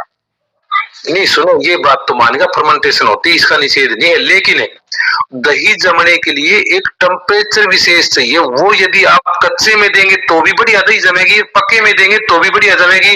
यदि पक्के में वो टेम्परेचर नहीं देंगे तो भी बढ़िया नहीं जमेगी, कच्चे में यदि टेम्परेचर वो नहीं देंगे तो भी बढ़िया नहीं जमेगी। आप एक काम करना, कल कच्चे और पक्के को सेम टेम्परेचर पे जमाना, फिर आप रिजल्ट बताना, अलग रिजल्ट आएगा 100%। अनुपम जी, अपन ने विक्की जी को चिकित्सा करी है, विक्की जी के लिए अरिष्ट ही किस तरह से बदल बदल के देना पड़ा। अगर इनको आसव दिया जाता तो इनकी अग्नि नहीं इतनी अच्छी होनी थी। जो अरिष्ट से थोड़ा बदलाव करने से, बार बार थोड़ी मात्रा में देने से हो गई, आसव से नहीं होती है अनुपम जी। ठीक है गुरुजी, मान गया जी मैं, ये बात तो ये मैं निषेध नहीं कर रहा हूँ इस बात का, तो मैं पहले से स्वीकार कर रखी मैंने ये बात तो गुरुजी क्या जी। लेकिन मैं ये जानना चाह रहा था कि इसमें इतने से मात्र से भेद क्या विशेष आ जाता है, वो था थोड़ा शंका इसमें। भेद तो अब अनुपम जी ऐसा है, आपने दाल पका ली है, एक दाल आप वही ले रहे हो, एक उसमें संस्कार डाल के ले रहे हो छोंक लगा के, तो क्या भेद रहेगा अनुपम जी? वो क्या है, वो रुचिकर है, वो अग्नि को भी बल देगी, वो आपके हृदय के लिए भी प्रिय है, वो आपको तृप्ति भी देगी जिसमें संस्कार किया गया, छोंक डाला गया है। और या ये क्या करेगी, पक तो ये भी गई है, हालांकि वो तो पका नहीं है जिसकी आप बात कर रहे हैं। तो ये क्या है जी, ये रुचि तो नहीं बढ़ाएगी अंदर? जी गुरुजी। तो डिफरेंस तो बहुत है ना। हाँ जी गुरुजी, यानी कि क्रिया क्रिया विशेष से गुणों की वृद्धि और न्यूनता हो जाती है। संस्कार विशेष से, संस्कार भी क्रिया ही है ना गुरुजी, एक ही बात है वो। ठीक है, जैसे कि आयुर्वेद में बोला गया भाई, संस्कारित खाना किसके लिए? सबके लिए है जी। बीमार व्यक्ति के लिए भी है, वृद्ध के लिए भी है, बच्चे के लिए भी है, मध्यम उम्र के लिए भी है। और कच्चा खाना किसके लिए जी? रात को आपने चने भिगो दिए या मूंग भिगो दी, सुबह अंकुरित खाना, वो किसके लिए? जिसकी अग्नि तीक्ष्ण है, वो एक ही कंडीशन के लिए है ना। आजकल उसका ट्रेंड अधिक चला है जी। अब संस्कारित क्या करेगा? संस्कारित किसी को कोई नुकसान नहीं पहुंचा रहा है जी, और वो एक कंडीशन विशेष को छोड़ के सबको नुकसान नहीं पहुंचाएगा जी। तो संस्कार का डिफरेंस है वहां भी। तो संस्कार से यहाँ पे सुपाच्यता आ रही है अनुपम जी इसमें। आगे पढ़ो जी। गुरुजी, मैं जोड़ना चाहता हूँ। जैसे आसव जो है तो वो सीधे जल के साथ कच्ची औषधियां मिलाई जाती है, तो इसको समझो मेरे ख्याल से थोड़ा ऊपर नीचे हो सकता है। तो मुझे ऐसा लगता है कि जो हम क्वाथ बनाते हैं ना, तो क्वाथ में उसको हम टेम्परेचर देने के बाद वो थोड़ा हल्का और सुपाच्य होता होगा, और जो हम कच्ची जो औषधियां है जो जल के साथ संधान करते हैं, तब वो जरा भारी होगा, क्योंकि इसमें जल का भी गुण भारी होता होगा ना, तो इसलिए वो आसव जो है वो बचने में थोड़े भारी और क्या कहते हैं कि वातवर्धक होते होंगे। क्या मैं सही कह रहा हूँ? जी जी सही कह रहे जी आप। सही कह रहे हैं जी, आगे पढ़ो अनुपम जी। मुनक्का का मध्य है, मृदविका को हिंदी में मुनक्का या दाग कहते हैं। इसके द्वारा बनाया हुआ मध्य लेखन होता है, हृदय के लिए हितकर होता है। यह अधिक उष्ण नहीं होता, स्वाद में मधुर एवं इसका गुण सर है। यह थोड़ा पित्त दोष तथा वात दोष को बढ़ाता है। पांडु रोग, प्रमेह, अर्श तथा कृमि रोग नाशक होता है। तो गुरुजी द्राक्षा, जो द्राक्षादि है वो भी क्या तरह वात कारक होगा, वो पित्त कारक, वात कारक? ना, अरिष्ट है तो नहीं होगा जी, वात कारक बिल्कुल भी नहीं होगा। इन्होंने आसव का कहा ये। क्या कहा है जिन्होंने? भाई मनुक्का के द्वारा बनाया गया मद्य लेखन होता है, हृदय के लिए हितकर होता है, यह अधिक उष्ण नहीं होता। यानी कि शराब जो बनाते हैं उसकी करें जी, ये शराब की कह रहे हैं, अरिष्ट द्राक्ष अरिष्ट की नहीं कह रहे हैं जी। हाँ हाँ हाँ। ऊपर मुनक्का के मध्य द्राक्षासव को लेखन कहा गया है, ये तो आसव की कह रहे गुरु जी। यह क्योंकि गुरु जी आसव को ही मध्य कहा है इन्होंने, वैसे तो ऊपर कहा ना, ये सारे ही मध्य बोले, आसव और इष्ट दोनों को ही मध्य मध्य कहा इन्होंने। देखो ऊपर कहा ने कच्ची औषधि और तथा जल के संयोग से संधान द्वारा जो मद्य तैयार किया जाता है उसे आसव कहते हैं, और औषध द्रव्यों को जल में डालकर क्वाथ करने के बाद जो मद्य तैयार किया जाता है उसे अरिष्ट कहते हैं। तो आसव अरिष्ट भी जो है गुरु जी मद्य की श्रेणी में रखा है इन्होंने, दोनों को ही। लेकिन दोनों के गुण धर्म तो अलग है अनुपम जी, एक संस्कारित है एक उसमें। हाँ जी हाँ, आसव अरिष्ट में तो अंतर आएगा गुरु जी खरे। ठीक है, आगे पढ़ो जी। ऊपर मुनक्का के मध्य द्राक्षासव को लेखन कहा गया है, यह आयुर्वेद में प्रयुक्त होने वाला एक पारिभाषिक शब्द है। लिखने की क्रिया को जो लेखन कहा जाता है वह वास्तविक रूप में लेपन है, क्योंकि हम स्याही द्वारा लेपन कार्य करते हैं। हाँ, उत्कीर्ण लेखन कार्य में इस शब्द का समुचित प्रयोग हुआ है, क्योंकि लिख धातु का अर्थ है अक्षर विन्यास। अंतिम 3 लाइनें पढ़ दो जिसकी, अर्थात जो द्रव्य संपूर्ण शरीर की धातुओं और मलों को सुखाकर, अर्थात जो द्रव्य संपूर्ण शरीर की धातुओं और मलों को सुखाकर तथा छील कर निकाल देता है वह लेखन कहा जाता है। यथा शहद, गरम जल, बाल वच तथा जो। वास्तव में छेदन एवं लेखन दोनों द्रव्य भीतर के जमे हुए दोषों को निकालकर बाहर कर देते हैं। यहाँ पे क्या लिखा है जी, यहाँ पे लिखा है शहद, गरम जल, बालवच, जौ। यहाँ पे गरम शहद नहीं लिखा जी कि भाई आप शहद को गरम करो या गरम पानी में डालो। शहद, ठंडा शहद भी लेखन कार्य करता है जी, क्योंकि वो रुक्ष है जी, रुक्ष होने के कारण। तो शहद को गरम करके नहीं लेना है। शहद, गरम जल, बालवच, जौ इस तरह से कार्य करेंगे जी। आगे पढ़ो जी। खजूर शर्कर आसव खजूर का मध्य। ऊपर मुनक्का के मध्य के जो गुण कहे गए हैं उनसे खजूर के मध्य में कुछ कम गुण होते हैं। यह वातकारक तथा गुरु देर से पचने वाला होता है। शर्कर चीनी से निर्मित मध्य, यह सुगंधित स्वाद में मधुर, हृदय के लिए हितकारक, अधिक नशा न करने लायक तथा लघु होता है। गुड़ निर्मित आसव, यह मल मूत्र तथा अपान वायु को बाहर निकालने के लिए प्रेरित करता है। यह मध्य तृप्तिकारक तथा अग्नि दीपक होता है। वक्तव्य, मद्य आसव, सुरा, शराब, दारू आदि जिस जिस द्रव्य से बनाए जाते हैं उस नाम से ये पुकारे जाते हैं। इस विषय में चरक ने कहा है, योनि संस्कार अर्थात जो योनि धान्य, फल, मूल, सार, पुष्प, कांड, पत्र, त्वचा, शर्करा, संस्कार, पिपली आदि द्रव्यों से तथा नाम आदि विशेषताओं से बहुत प्रकार की होती हुई भी मद लक्षण के सब में समान होने के कारण शराब एक ही प्रकार की होती है। देखें चरक सूत्र जो है संदर्भ में इसके यथासंभव भेदों का वर्णन कर दिया गया है। तो इसको यहीं तक पढ़ना है या थोड़ा और आगे पढ़ना है जी? पढ़ लेते हैं जी गुरु जी। सीधु का वर्णन, यह वात पित्त कारक होता है, स्नेह के कारण उत्पन्न हुए विकारों तथा कफ विकारों को नष्ट करता है। मेद रोग, व्रणशोथ, उदर विकार, अरसो रोग को नष्ट करता है। 2 प्रकार के सिद्धुओं में शीत रस की तुलना में पक्व रस से बना हुआ सिद्धू गुणों में उत्तम होता है। वक्तव्य, सिद्धू 2 प्रकार का होता है, शीत रस, पक्व रस। इसका निर्माण प्रकार इस प्रकार है, ईख तथा अंगूर आदि के मधुर रस को पात्र में डालकर धूप में रख दें। इसे 2-3 सप्ताह के बाद छानकर दूसरे पात्र में रख दिया जाता है। जब जब इसमें जाला पड़े तब तक इसे छानकर दूसरे पात्र में रख दें। जब जाला पड़ना बंद हो जाए, वह रस अत्यंत निर्मल हो जाए, तो समझना चाहिए कि सिद्धू यानी कि सिरका तैयार है। इसे बनाने के पारिवारिक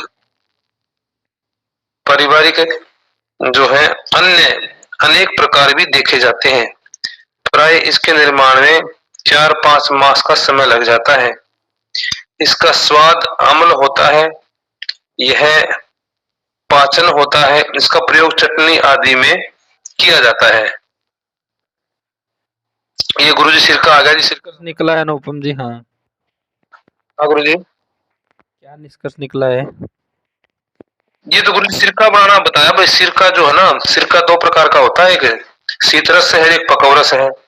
एक का निर्माण पका करके करते हैं और एक को सीधा ही डाल देते हैं। ईख का रस है या अंगूर का रस है या जिसका भी जामुन का रस है, आपने जो भी डालना हो, और धूप में रख देते हैं उसको, और 2-3 सप्ताह के बाद छानकर दूसरे पात्र में रख देते हैं।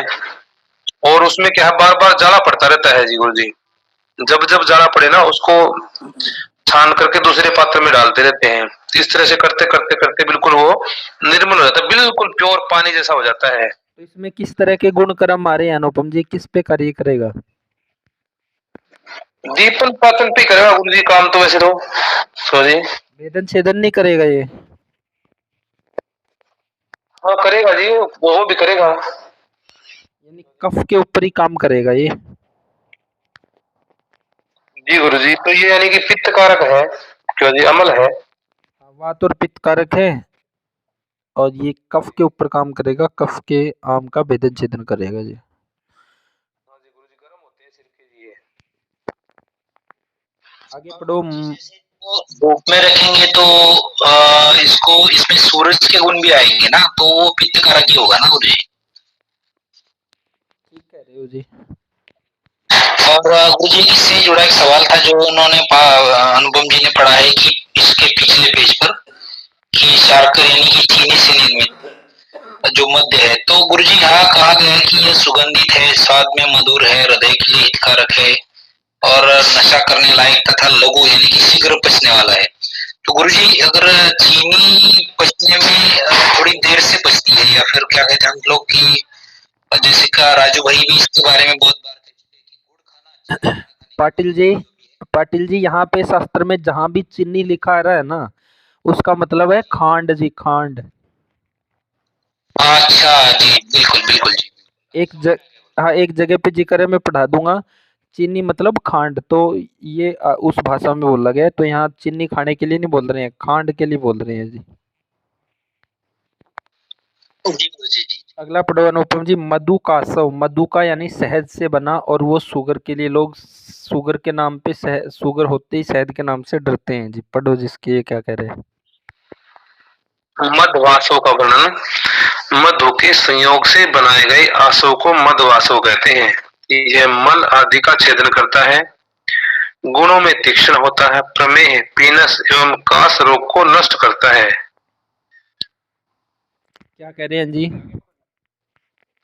ये कह रहे जी, मधु से बनाया गया जो है ना, मधु जो बनाते हैं उसे मधवासो कहते हैं। वो मधवासो जो बनता है वो मधु से बनता है, और ये जो है वो छेदन भेदन का ही काम करता है जी, तीक्ष्ण होता है, प्रमेह है, पीनस रोग है यानी कि कफ बलगम रहता पूरा, कास रोग है, उनको सबको नष्ट करता है जी। ठीक है जी, आगे पढ़ो।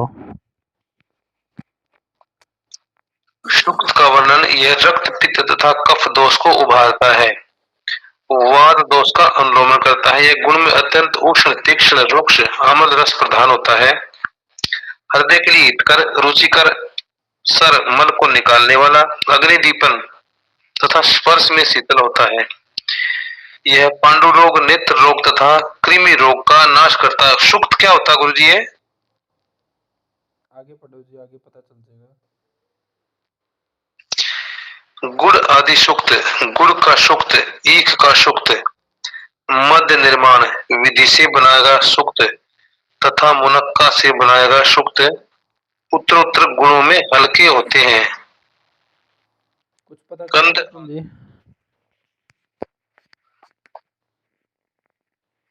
अनुपम संजय जी आप बताओ। कांजी को बोला सबसे लास्ट में जो वक्तव्य है ना इसी पेज पे, यह सूक्त 2-3 दिन में तैयार हो जाता है। मारवाड़, पंजाब आदि प्रदेशों में इसे कांजी कहते हैं। इसमें राई पीसकर डाली जाती है, हींग, जीरा, काला नमक, हल्दी, तेल में पकाए पकोड़े भी डाले जाते हैं। खट्टापन आते ही इसमें डाले गए पदार्थों के साथ वह पानी भी पिया जाता है जो पाचक होता है और भूख को बढ़ाता है। जो सर्दियों में अपनी तरफ कांजी डालते हैं ना हरियाणा पंजाब वगैरह में, तो इसको कांजी होता है जी।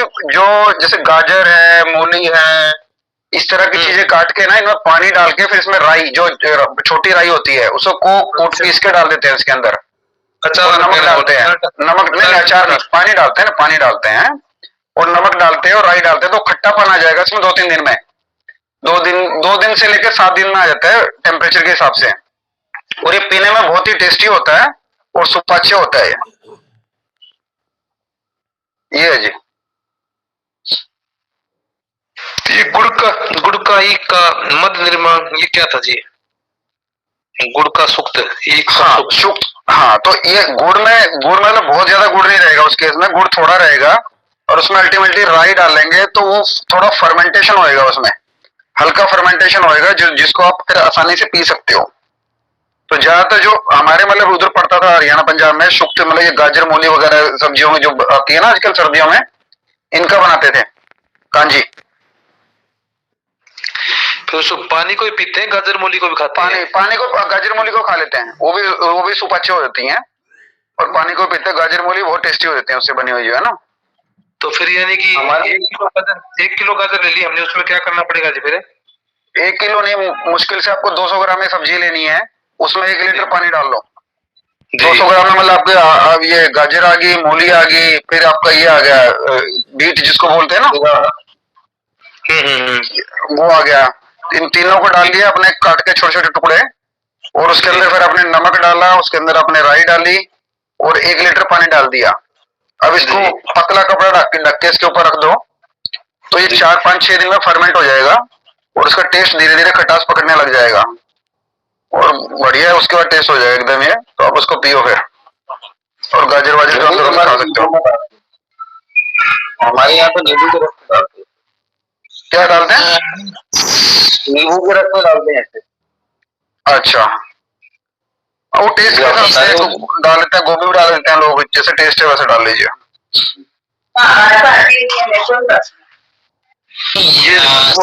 जैसे आपने बताया है कि ये जैसे गाजर का आपने छोटे छोटे पीस करके इसमें 1 लीटर पानी डालना है, तो वो ढक के रखना होता है या फिर कोई और होता है? हाँ, मैंने बताया ना, उसको आप रखो, प्रेफरेबली आप या तो उसकी मिट्टी के पात्र में रखो या फिर उसको कांच के पात्र में रखो और ऊपर से सूती कपड़ा ढक दो उसके ऊपर। और धूप में जितना रखोगे तो उतना जल्दी ये पक जाएगा। नॉर्थ इंडिया में तो सर ठंड ज्यादा पड़ती है ना, तो यूजली धूप में रखते हैं। जैसे आप महाराष्ट्र में बनाओगे तो आप अगर धूप में भी नहीं रखोगे तो भी चल जाएगा, बट धूप में रखोगे तो जल्दी पक जाएगा वो। जी जी, तो इसे बना बनाया नहीं मिले आगे? ये देते हैं ना आपको, कांजी वाले नहीं होते बाजार में मिलते हैं, वो मटके के ऊपर लाल कपड़ा बांध के रखते हैं, गिलास में कांजी डाल के देते हैं, जिसके अंदर वो बूंदी सी भी होती है, बूंदी होती है, पकौड़े होते हैं, बहुत मिलती है अपनी तरफ ये। हाँ, अच्छा, वो जो रिक्शा क्या नाम से बोलते हैं इसे संजय जी महाराष्ट्र में? महाराष्ट्र में पता नहीं जी, कांजी के बड़े बोलते हैं हमारे यहाँ बेचते, कांजी के बड़े बोल के बेचते हैं। हाँ हाँ हाँ, बिल्कुल वही है जो कांजी के बड़े हैं ना, तो बड़े तो उसमें डाल दिए और जो लिक्विड है उसे कांजी बोलते हैं। हाँ, वो कांजी का पानी हो गया ना। हाँ हाँ हाँ, बहुत बिकता है, पूरे नॉर्थ इंडिया में बिकता है पूरा वो। गर्मियों में बिकता है जी? मटके में रखते हैं उसको, सर्दियों में ज्यादा मटके में रखते हैं उसको बेचने के लिए। हाँ हाँ, बिल्कुल ठीक बात है। चलो देखेंगे जी। अनुपम जी थोड़ा आगे और पढ़ोगे तो सब क्लियर हो जाएगा। पानी होता है ना देखने में, या जैसे हाँ, वही ये है, वही। चाट पापड़ी हाँ, देखते हैं उसका जैसे देखने में पानी होता है, वैसे वो दिखने में होता है। टेस्ट हाँ, में जैसे गोलगप्पे का पानी हो गया ना, वहाँ पे मान लो कि वैसा दिखने में होता है, पर टेस्ट थोड़ा डिफरेंट रहता है, थोड़ी खटास ज्यादा रहती है इसमें, और नेचुरल खटास है वो फर्मेंटेशन की। इतना है इसमें। अनुपम जी आगे पढ़ो, थोड़ा फास्ट पढ़ो। मान तो जैसे गोलगप्पों में हम लोग जो खट्टा मीठा पानी लेते हैं, तो जिसमें जो खट्टा पानी होता है उसी के जैसा स्वाद होता है उसका, है ना? हाँ, वो किया है, वो क्या इमली वमली से बनाया जाता है खटास, वो ये नेचुरल खटास बनती है। हाँ जी जी जी, वो गर्मियों में तो पीते ही ना, पुदीना का पानी भी बेचते रहते हैं, वो पीते हैं, बाकी इस तरह से कांजी के रूप में नहीं पिया कभी। हाँ, तो आप बनाना कांजी, बनाओगे तो बहुत ही टेस्टी लगेगी आपको यार, सुपाच्य है एकदम। हाँ जी बनाएंगे जी जरूर। भिजवाऊं आपके लिए कुछ? ना, हम यही बना लेंगे मालिक। अच्छा जी भगवान। हाँ, ठीक है साहब, ठीक है।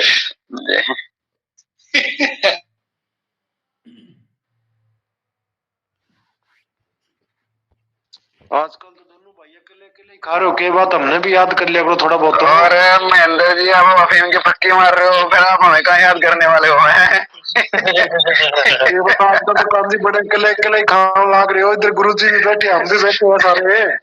आपके तो रे भेज देंगे, चिंता मत करो आप।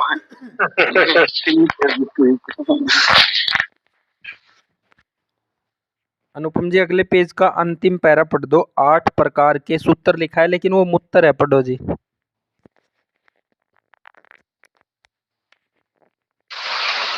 8 प्रकार के मूत्र: गाय, बकरी, भेड़ी, महिषी, हाथी, घोड़ा, ऊंट तथा गधा का मूत्र चिकित्सा में उपयोगी होता है। सामान्य दृष्टि से सभी मूत्र पित्तकारक, रुक्ष, तीक्ष्ण, उष्ण, लवण रस युक्त तथा कटु रस युक्त होते हैं। ये कृमि, शोथ, उदर रोग, अनाह, शूल, पांडु रोग, कफ विकार, वात विकार, गुलम, अरुचि, विष विकार, विशेषकर सर्पविष, स्वित्र, सफेद दाग वाला कुष्ठ, कुष्ठ तथा अर्श, बवासीर रोगों को शीघ्र शांत करते हैं। जी गुरु जी। क्या कहा गया है जी, क्या निष्कर्ष है इसका? निष्कर्ष जी गुरु जी का 8 प्रकार के जो है पशुओं के जो गौमूत्र जो है चिकित्सा में प्रयोग करते हैं, और जो सामान्य दृष्टि से मूत्र होते हैं विशेष करके सारे के सारे जितने भी वो पित्त कारक होते हैं, रुक्ष होते हैं, तीक्ष्ण होते हैं, उष्ण होते हैं, नमकीन होते हैं और कटु रस भी होते हैं उनमें। और ये जो है पेट में कीड़े होकर, कहीं भी कीड़े होकर मतलब बॉडी में, क्योंकि वो कफ के कारण, क्लेद के कारण कीड़े पैदा हो गए बॉडी में कहीं भी, तो उसको खत्म करते हैं, सूजन को खत्म करते हैं, पेट के कोई रोग उसको दूर करते हैं, अफारे को दूर करते हैं, पेट में सूल हो गया, दर्द हो गया उसको भी ठीक करेंगे, पीलिया, पांडु रोग पीलिया होगा तो उसको भी ठीक करेंगे, कफ का कोई भी विकार हो उसको भी ठीक करते हैं।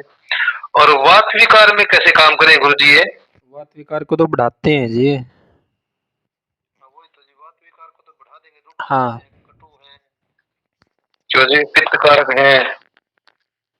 ये केवल कफ वालों के लिए अच्छे है, वात के लिए अच्छे नहीं है, वात हटा सकते हो आप यहाँ से। आगे पढ़ो जी। मूत्र प्रयोग का क्षेत्र। मूत्र प्रयोग का क्षेत्र: विरेचन के लिए इसका प्रयोग निरोहण बस्ती द्वारा किया जाता है। ये मूत्र विविध प्रकार के लेपों में तथा स्वेदन कार्य के लिए उपयोगी होते हैं। ये दीपन, पाचन तथा मल भेदक होते हैं। उक्त सभी मूत्रों में गौमूत्र उत्तम होता है। निर्वाग भट्ट ने इनके शकृत मलों का भी वर्णन किया है। आहार को पचाने के लिए पित्ताशय से आकर जितना पित्त द्रव खाए हुए आहार में मिलता है, इसका कुछ अंश मूत्र के साथ और कुछ मल के साथ शरीर से बाहर निकल जाता है। अतः मल एवं मूत्र में पित्तवर्धक गुण पाए जाते हैं, अतएव इनका प्रयोग चिकित्सा में किया जाता है। मरे हुए प्राणियों के पित्ताशय से पित्त द्रव का संग्रह कर लिया जाता है, जिसका बाद में औषध रूप में प्रयोग किया जाता है। गाय के पित्त को गोरोचन कहते हैं। इसका प्रयोग चिकित्सा तथा तांत्रिक प्रयोगों में भी किया जाता है। उपसंहार: जल, क्षीर, इक्षु, तेल तथा मध्य वर्गों का इस अध्याय में क्रमशः वर्णन कर दिया गया है। इस प्रकार स्थूल रूप से द्रव द्रव्यों के एक विशेष अंग को कह दिया है। यद्यपि उक्त पद्य अष्टांग संग्रह से लिया गया है, तथापि इसमें मूत्र वर्ग का उल्लेख नहीं किया गया है। इसके अतिरिक्त इन्होंने इक्षु वर्ग के अंतर्गत मधु वर्ग को दे दिया था, उसे हमने स्वतंत्र वर्ग के रूप में दे दिया है। इस प्रकार वैद्य रत्न पंडित तारादत्त त्रिपाठी के पुत्र डॉक्टर ब्रह्मानंद त्रिपाठी द्वारा विरचित निर्मला हिंदी व्याख्या विशेष वक्तव्य आदि से विभूषित अष्टांग हृदय सूत्र स्थान में द्रव द्रव्य विज्ञानीय नामक 5वां अध्याय समाप्त होता है। इति ओम। तो हमने सामान्य अपने ज्ञान को बढ़ाने वाले एक अध्याय को और कंप्लीट कर लिया है जी, और लगभग इसको हमने पूरा डिटेल में पढ़ लिया है जी। तो पहला अध्याय हमारा कंप्लीट, दूसरा कंप्लीट, तीसरा, चौथा और ये 5वां अध्याय कंप्लीट। अब अगले कुछ दिनों में हम संप्राप्तियां पढ़ेंगे। अब सवाल करते हैं आप लोगों से कि यहाँ पे देखेंगे किसने ध्यान से पढ़ा है। भाई मूत्र गर्म क्यों होता है अनुपम जी? मूत्र में उष्णता क्यों होती है? मूत्र जो होते गुरु जी, देखो ये बता रहे हो ना जी, इसमें जो पित्त रहता है, पित्त जो खाने के साथ पचता है तो कुछ तो मल से निकल जाता है, कुछ मूत्र से निकलता है, तो इस कारण से वो उष्ण होता है। वो मूत्र बनता कैसे है? मूत्र बनने की प्रोसेस क्या है जी? प्रोसेसिंग गुरु जी है, पानी पीते हैं, पानी पी करके जो है अमाशय में, अमाशय से आंतों में जाता है, आंतों से खून में चला जाता है रस बन करके, रस के साथ में, और खून से फिर जो है किडनी में आता है, किडनी उसको छान करके विकार को निकाल के रख लेती है, बाकी प्योरीफाई करके वो ब्लड में वापस भेज देती है। कितने साथी इससे सहमत हैं जी, और कौन है सहमत है?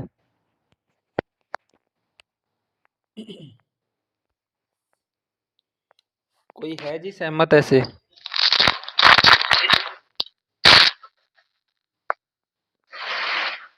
संजय जी कुछ बोल रहे थे आप? वो इसमें मेरे हिसाब से जब हम खाना खाते हैं, लिक्विड पीते हैं, तो पहले वो पेट में जाता है, पेट में इसमें अमाशय रस इसमें मिक्स होता है, फिर छोटी आंत में जाता है जहाँ पे पित्ताशय का पित्त मिक्स होता है इसके अंदर, फिर ये बड़ी आंत में आता है, तो वहां से जो लिक्विड है उसका शोषण होता है। तो दो तरीके से होता है, जो रस बनता है वो तो रक्त में चला जाता है, और जो बाकी जो व्यर्थ का पदार्थ बचता है वो किडनी में चला जाता है, और किडनी से वो फिल्टर होकर मूत्र द्वार से बाहर आ जाता है, और रस भी जब रक्त में जाके पचता है तो उसमें से जो विजातीय द्रव्य है या वेस्ट पदार्थ है बाहर आता है, वो भी किडनी के रस से मूत्र द्वार से निकल जाता है। तो दो तरीके से मतलब मूत्र बनाना है। इस तरीके से बनेगा अनुपम जी जैसे इन्होंने बताया है, यानी कि हमने पानी पिया, वो समान कक्षा में जाएगा, वहां पे पचन होगा, जितना शरीर को चाहिए वो ले लेगा, बाकी को छोड़ देगा जी। नहीं, मेरा भी तो यही था ना गुरु जी, भाई पहले अमाशय में जाएगा फिर आंतों में जाएगा, तो खून में भी भेज दिया था ना? नहीं, खून में तो पानी तो जाएगा गुरु जी, खून में पच करके जाएगा नहीं, छोटी आंत में भोजन के साथ में, वैसे तो फिर वो ठोस हो जाएगा, जाएगा नहीं बिल्कुल भी रस। रस भी तो उसी चीज का, रस जो है गुरु जी वो भी तो पानी तो है, रस है, उसके साथ जो कुछ गुण चले गए हैं, कुछ यानी कि भाई पोषक तत्व चले गए हैं, तो पानी, वो पानी के साथ तो गए ना जी वो। तो बड़ी आंत जो है ना, बड़ी आंत ज्यादा अवशोषण करती है पानी का, ये विशेष थोड़ा सा, बाकी तो पानी तो रहता ही गुरु जी, रक्त में तो जाता ही है पानी, नहीं जाता। ठीक है जी। किडनी जो करती गुरु जी, किडनी भी तो खून को ही तो साफ करने का कार्य करती है, या फिर जो बड़ी आंत से पानी जो ज्यादा हो सीधा किडनी में चला जाता है जी। बताओ संजय जी। अनुपम जी, जो अपने जितना लिक्विड शरीर में गया ना वो पूरा का पूरा रक्त में नहीं जाता ना, जितनी शरीर को जरूरत होगी वहां से ले लेगा, बाकी वो निकल जाएगा जी। वो रस बन के मतलब वो रक्त में चला जाएगा, और जो बाकी व्यर्थ है वो बाहर निकल जाएगा, और जो रस जो रक्त में गया है उसका भी जो किडनी संशोधन कर रही है, जितना आपने बताया वो बिल्कुल ठीक है, बट ये आधा पोर्शन है, आधा जो लिक्विड रह गया है वो डायरेक्ट चला जाएगा उधर से, वो रक्त में नहीं जाएगा, मतलब रक्त में नहीं जाएगा, मतलब वो नहीं, वो कैसे जाता है, कहाँ से कैसे जाता है वो पूछ रहा है ना जी। कुछ तो मल से भी निकल जाएगा, मल भी तो गीला निकलता है, उसमें भी पानी निकलता है, मल भी तो पानी निकलता है। हाँ हाँ ठीक बात है, मल भी गीला निकलता है, मैं उसमें मना ही नहीं कर रहा। मैं देखो क्या है, हमने खाना खाया, उसका रस बना, रस तो रक्त में चला गया, उसके अलावा जो एक मल में चला जाएगा, उसके अलावा जो बाकी लिक्विड बचेगा तो वो आपका मूत्र से के रूप में बाहर निकलेगा ना, वो तो मल के रूप में बाहर निकलेगा ना। नहीं, वो तो मान ही गए जी, ये तो देखो मल से निकलेगा पानी, या पसीने से निकलेगा, या किडनी पेशाब से निकलेगा, ये तो इसमें तो कोई दो राय नहीं है। लेकिन मैं ये कह रहा हूँ कि भाई आंत में जो पानी गया है, पसीने हमें आए नहीं है, लेटरिन में निकल गया उसको भी मान गए, वो बाकी जो आंतों से पानी शोषण किया गया है ना, वो क्या सीधा डायरेक्ट ही जो है किडनी में पहुंच गया क्या पानी वो? ये मैं आपको चेक करके बताऊंगा जी कि किडनी में गया है कि डायरेक्ट ब्लैडर में गया हूँ। ना ब्लड का तो मतलब ही नहीं बनता ना जी, ब्लड का तो मतलब ही नहीं है, क्योंकि ब्लड तो किडनी से जुड़ा हुआ है। अंतों में कौन सा पानी भेज रहे हो अनुपम जी? अनुपम जी अंतों में कौन सा पानी भेज रहे हो? जो भोजन के साथ जाएगा गुरु जी वही जाएगा, भोजन के साथ पानी जाएगा ही नहीं। या फिर अलग से मान लो जो भी पानी पिएंगे वो जाएगा, आंतों में जाएगा, कहाँ जाएगा जी? अनुपम जी ऐसा नहीं है, देखो क्या होगा, अपन ने भोजन का सेवन किया, भोजन में तो हमारे तरी है, स्नेहास है, वो वहाँ पे चला गया है, वहाँ पे पाचन होगा, समान कक्षा में पचन होगा तो उसमें से सार बनेगा, सार हृदय की तरफ गया, किट गया, तो किट वो सूखा थोड़ी है जी, उस किट में भी वो है जलियांश है अनुपम जी। और ये तो प्रोसेस होगी भोजन वाले की। अब जो मल के पास जो जलियांश है वो ऐसा नहीं है जो बाद में पिएंगे वो वहां पे पहुंचेगा। हमने भोजन किया, भोजन में हमारी लिक्विडिटी है, भोजन पचेगा, उसमें से जो रस है वो हृदय की तरफ चला जाएगा, जो कीट है वो बड़ी आंत में चला जाएगा, उस कीट में भी जलियांश है जी। अब दूसरी प्रोसेस क्या है कि जब बाद में हमें प्यास लगेगी तो हम पानी पिएंगे, पानी पिएंगे तो जितनी शरीर को जरूरत है वो रस आदि धातुओं की तरफ जितनी जरूरत है उतना चला जाएगा, बाकी वो मूत्र के रूप में निकल जाएगा जी, वो अंतों में थोड़ा जाएगा, वो पाचन क्रिया होके हाँ वो बड़ी आंत में थोड़ा जाएगा फिर। वही तो जानना चाह रहे हैं ना गुरु जी कि वो कौन से अंग से कहाँ पहुंचता है, किडनी पहुंचता है, ब्लड पहुंचता है, कौन से अंग से direct पहुंच जाता है, ये तो जानना चाह रहे जी। देखो जितना हमें पेट में अब पानी पिया है, हमें यहाँ पानी पिया है, क्यों पिया है? क्योंकि प्यास लगी है।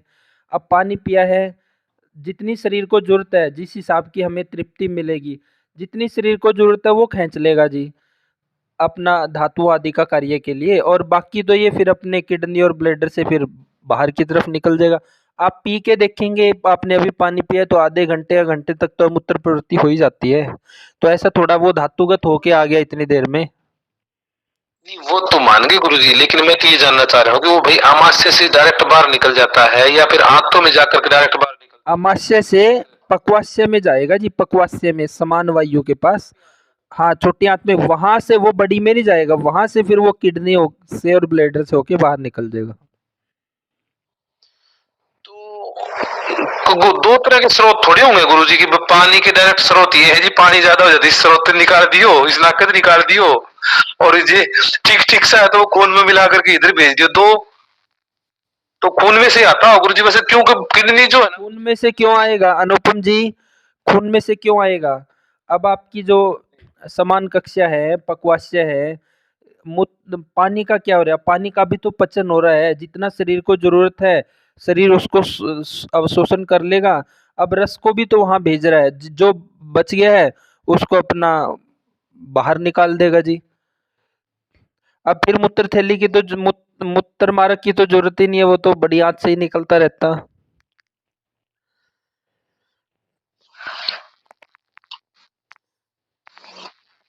मूत्र मार्ग की तो जरूरत ही नहीं है, वो तो बड़ी आंत से ही बाहर निकलता रहता अनुपम जी। मूत्र मार्ग की जरूरत नहीं मतलब गुरु जी? समान कक्षा में जाएगा, प्यास लगी है, पानी की जरूरत कहाँ पड़ी है? समान कक्षा में तो ही पड़ी है पानी की जरूरत है, प्यास निर्माण वहां पे हुई है, फिर हमने पानी पिया है, उस पानी से पीने से हमें तृप्ति मिली है, फिर वो पानी जितनी शरीर को जरूरत है, आप कई बार देख जितनी शरीर को जरूरत है तो शरीर उसको ले लेगा जी। मतलब अब मल और उसका विभाजन कैसे कर रहा है शरीर? मल और रस का विभाजन कैसे कर रहा है अनुपम जी? मल और ये तो गुरु जी इसमें करता है ना, छोटी आंत में फिर छोटी आंत में यहाँ पे होगा कि भाई शरीर को जितनी जरूरत है वो पानी का अवशोषण कर लेगा, बाकी मूत्र मार्ग से निकल जाएगा जी। तो मैं ये जानना चाह रहा था गुरु जी, क्या छोटी आंत से पानी ही सीधा किडनी में जाता है या ब्लड में जाता है? पानी ही जाता है क्या सीधा, या और किसी धातुओं में से, जैसे भाई खून में पहुंचता है, खून को फिर किडनी जो है वो प्योरीफाई? ना ना, ऐसा नहीं है जी, ऐसा नहीं है अनुपम जी, ऐसा नहीं है। वहां से शरीर अवशोषण कर लेगा, बाकी सीधा अपनी किडनी से और मूत्र मार्ग से बाहर जी। पहले किडनी में आएगा जी वो पानी सीधा, हाँ जी, फिर ब्लड में आएगा। फिर ब्लैडर में आएगा। अब आगे की ओर बात करें, मान लो रस धातु है, भोजन पचने पे दो चीज बनी, रस और मल। रस कहाँ गया? हृदय के पास। मल कहाँ गया? बड़ी आंत में चला गया है, वहां से वो बाहर निकल जाएगा। अब उस रस में से जो मल है, और उस रस में से भी आगे दो विभाजन होंगे रस की अग्नि से, उसमें से भी एक आगे सार बनेगा, एक मल बनेगा। अगला जो सार है वो रक्त को बनाएगा, और जो वो मल है उसके उपधातुओं को पोषण देगा जी। उसमें से भी फिर सार है, बल्कि ये सार भी दो जगह, एक उपधातु के पास और एक अगली धातु को निर्माण कर रहा है, और जो मल है वो उसके मल को बनाएगा।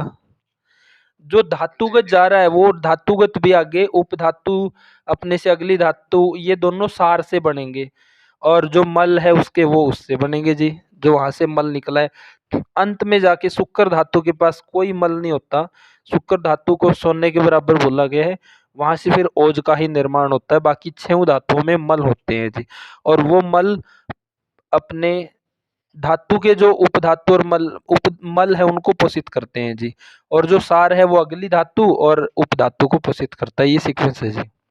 ऐसा नहीं है कि वहां से फिर पानी वापिस आके निकलेगा। जी गुरु जी। तो हुआ क्लियर? हाँ जी गुरु। हाँ गुलशन जी। जी ये चीज भूल गया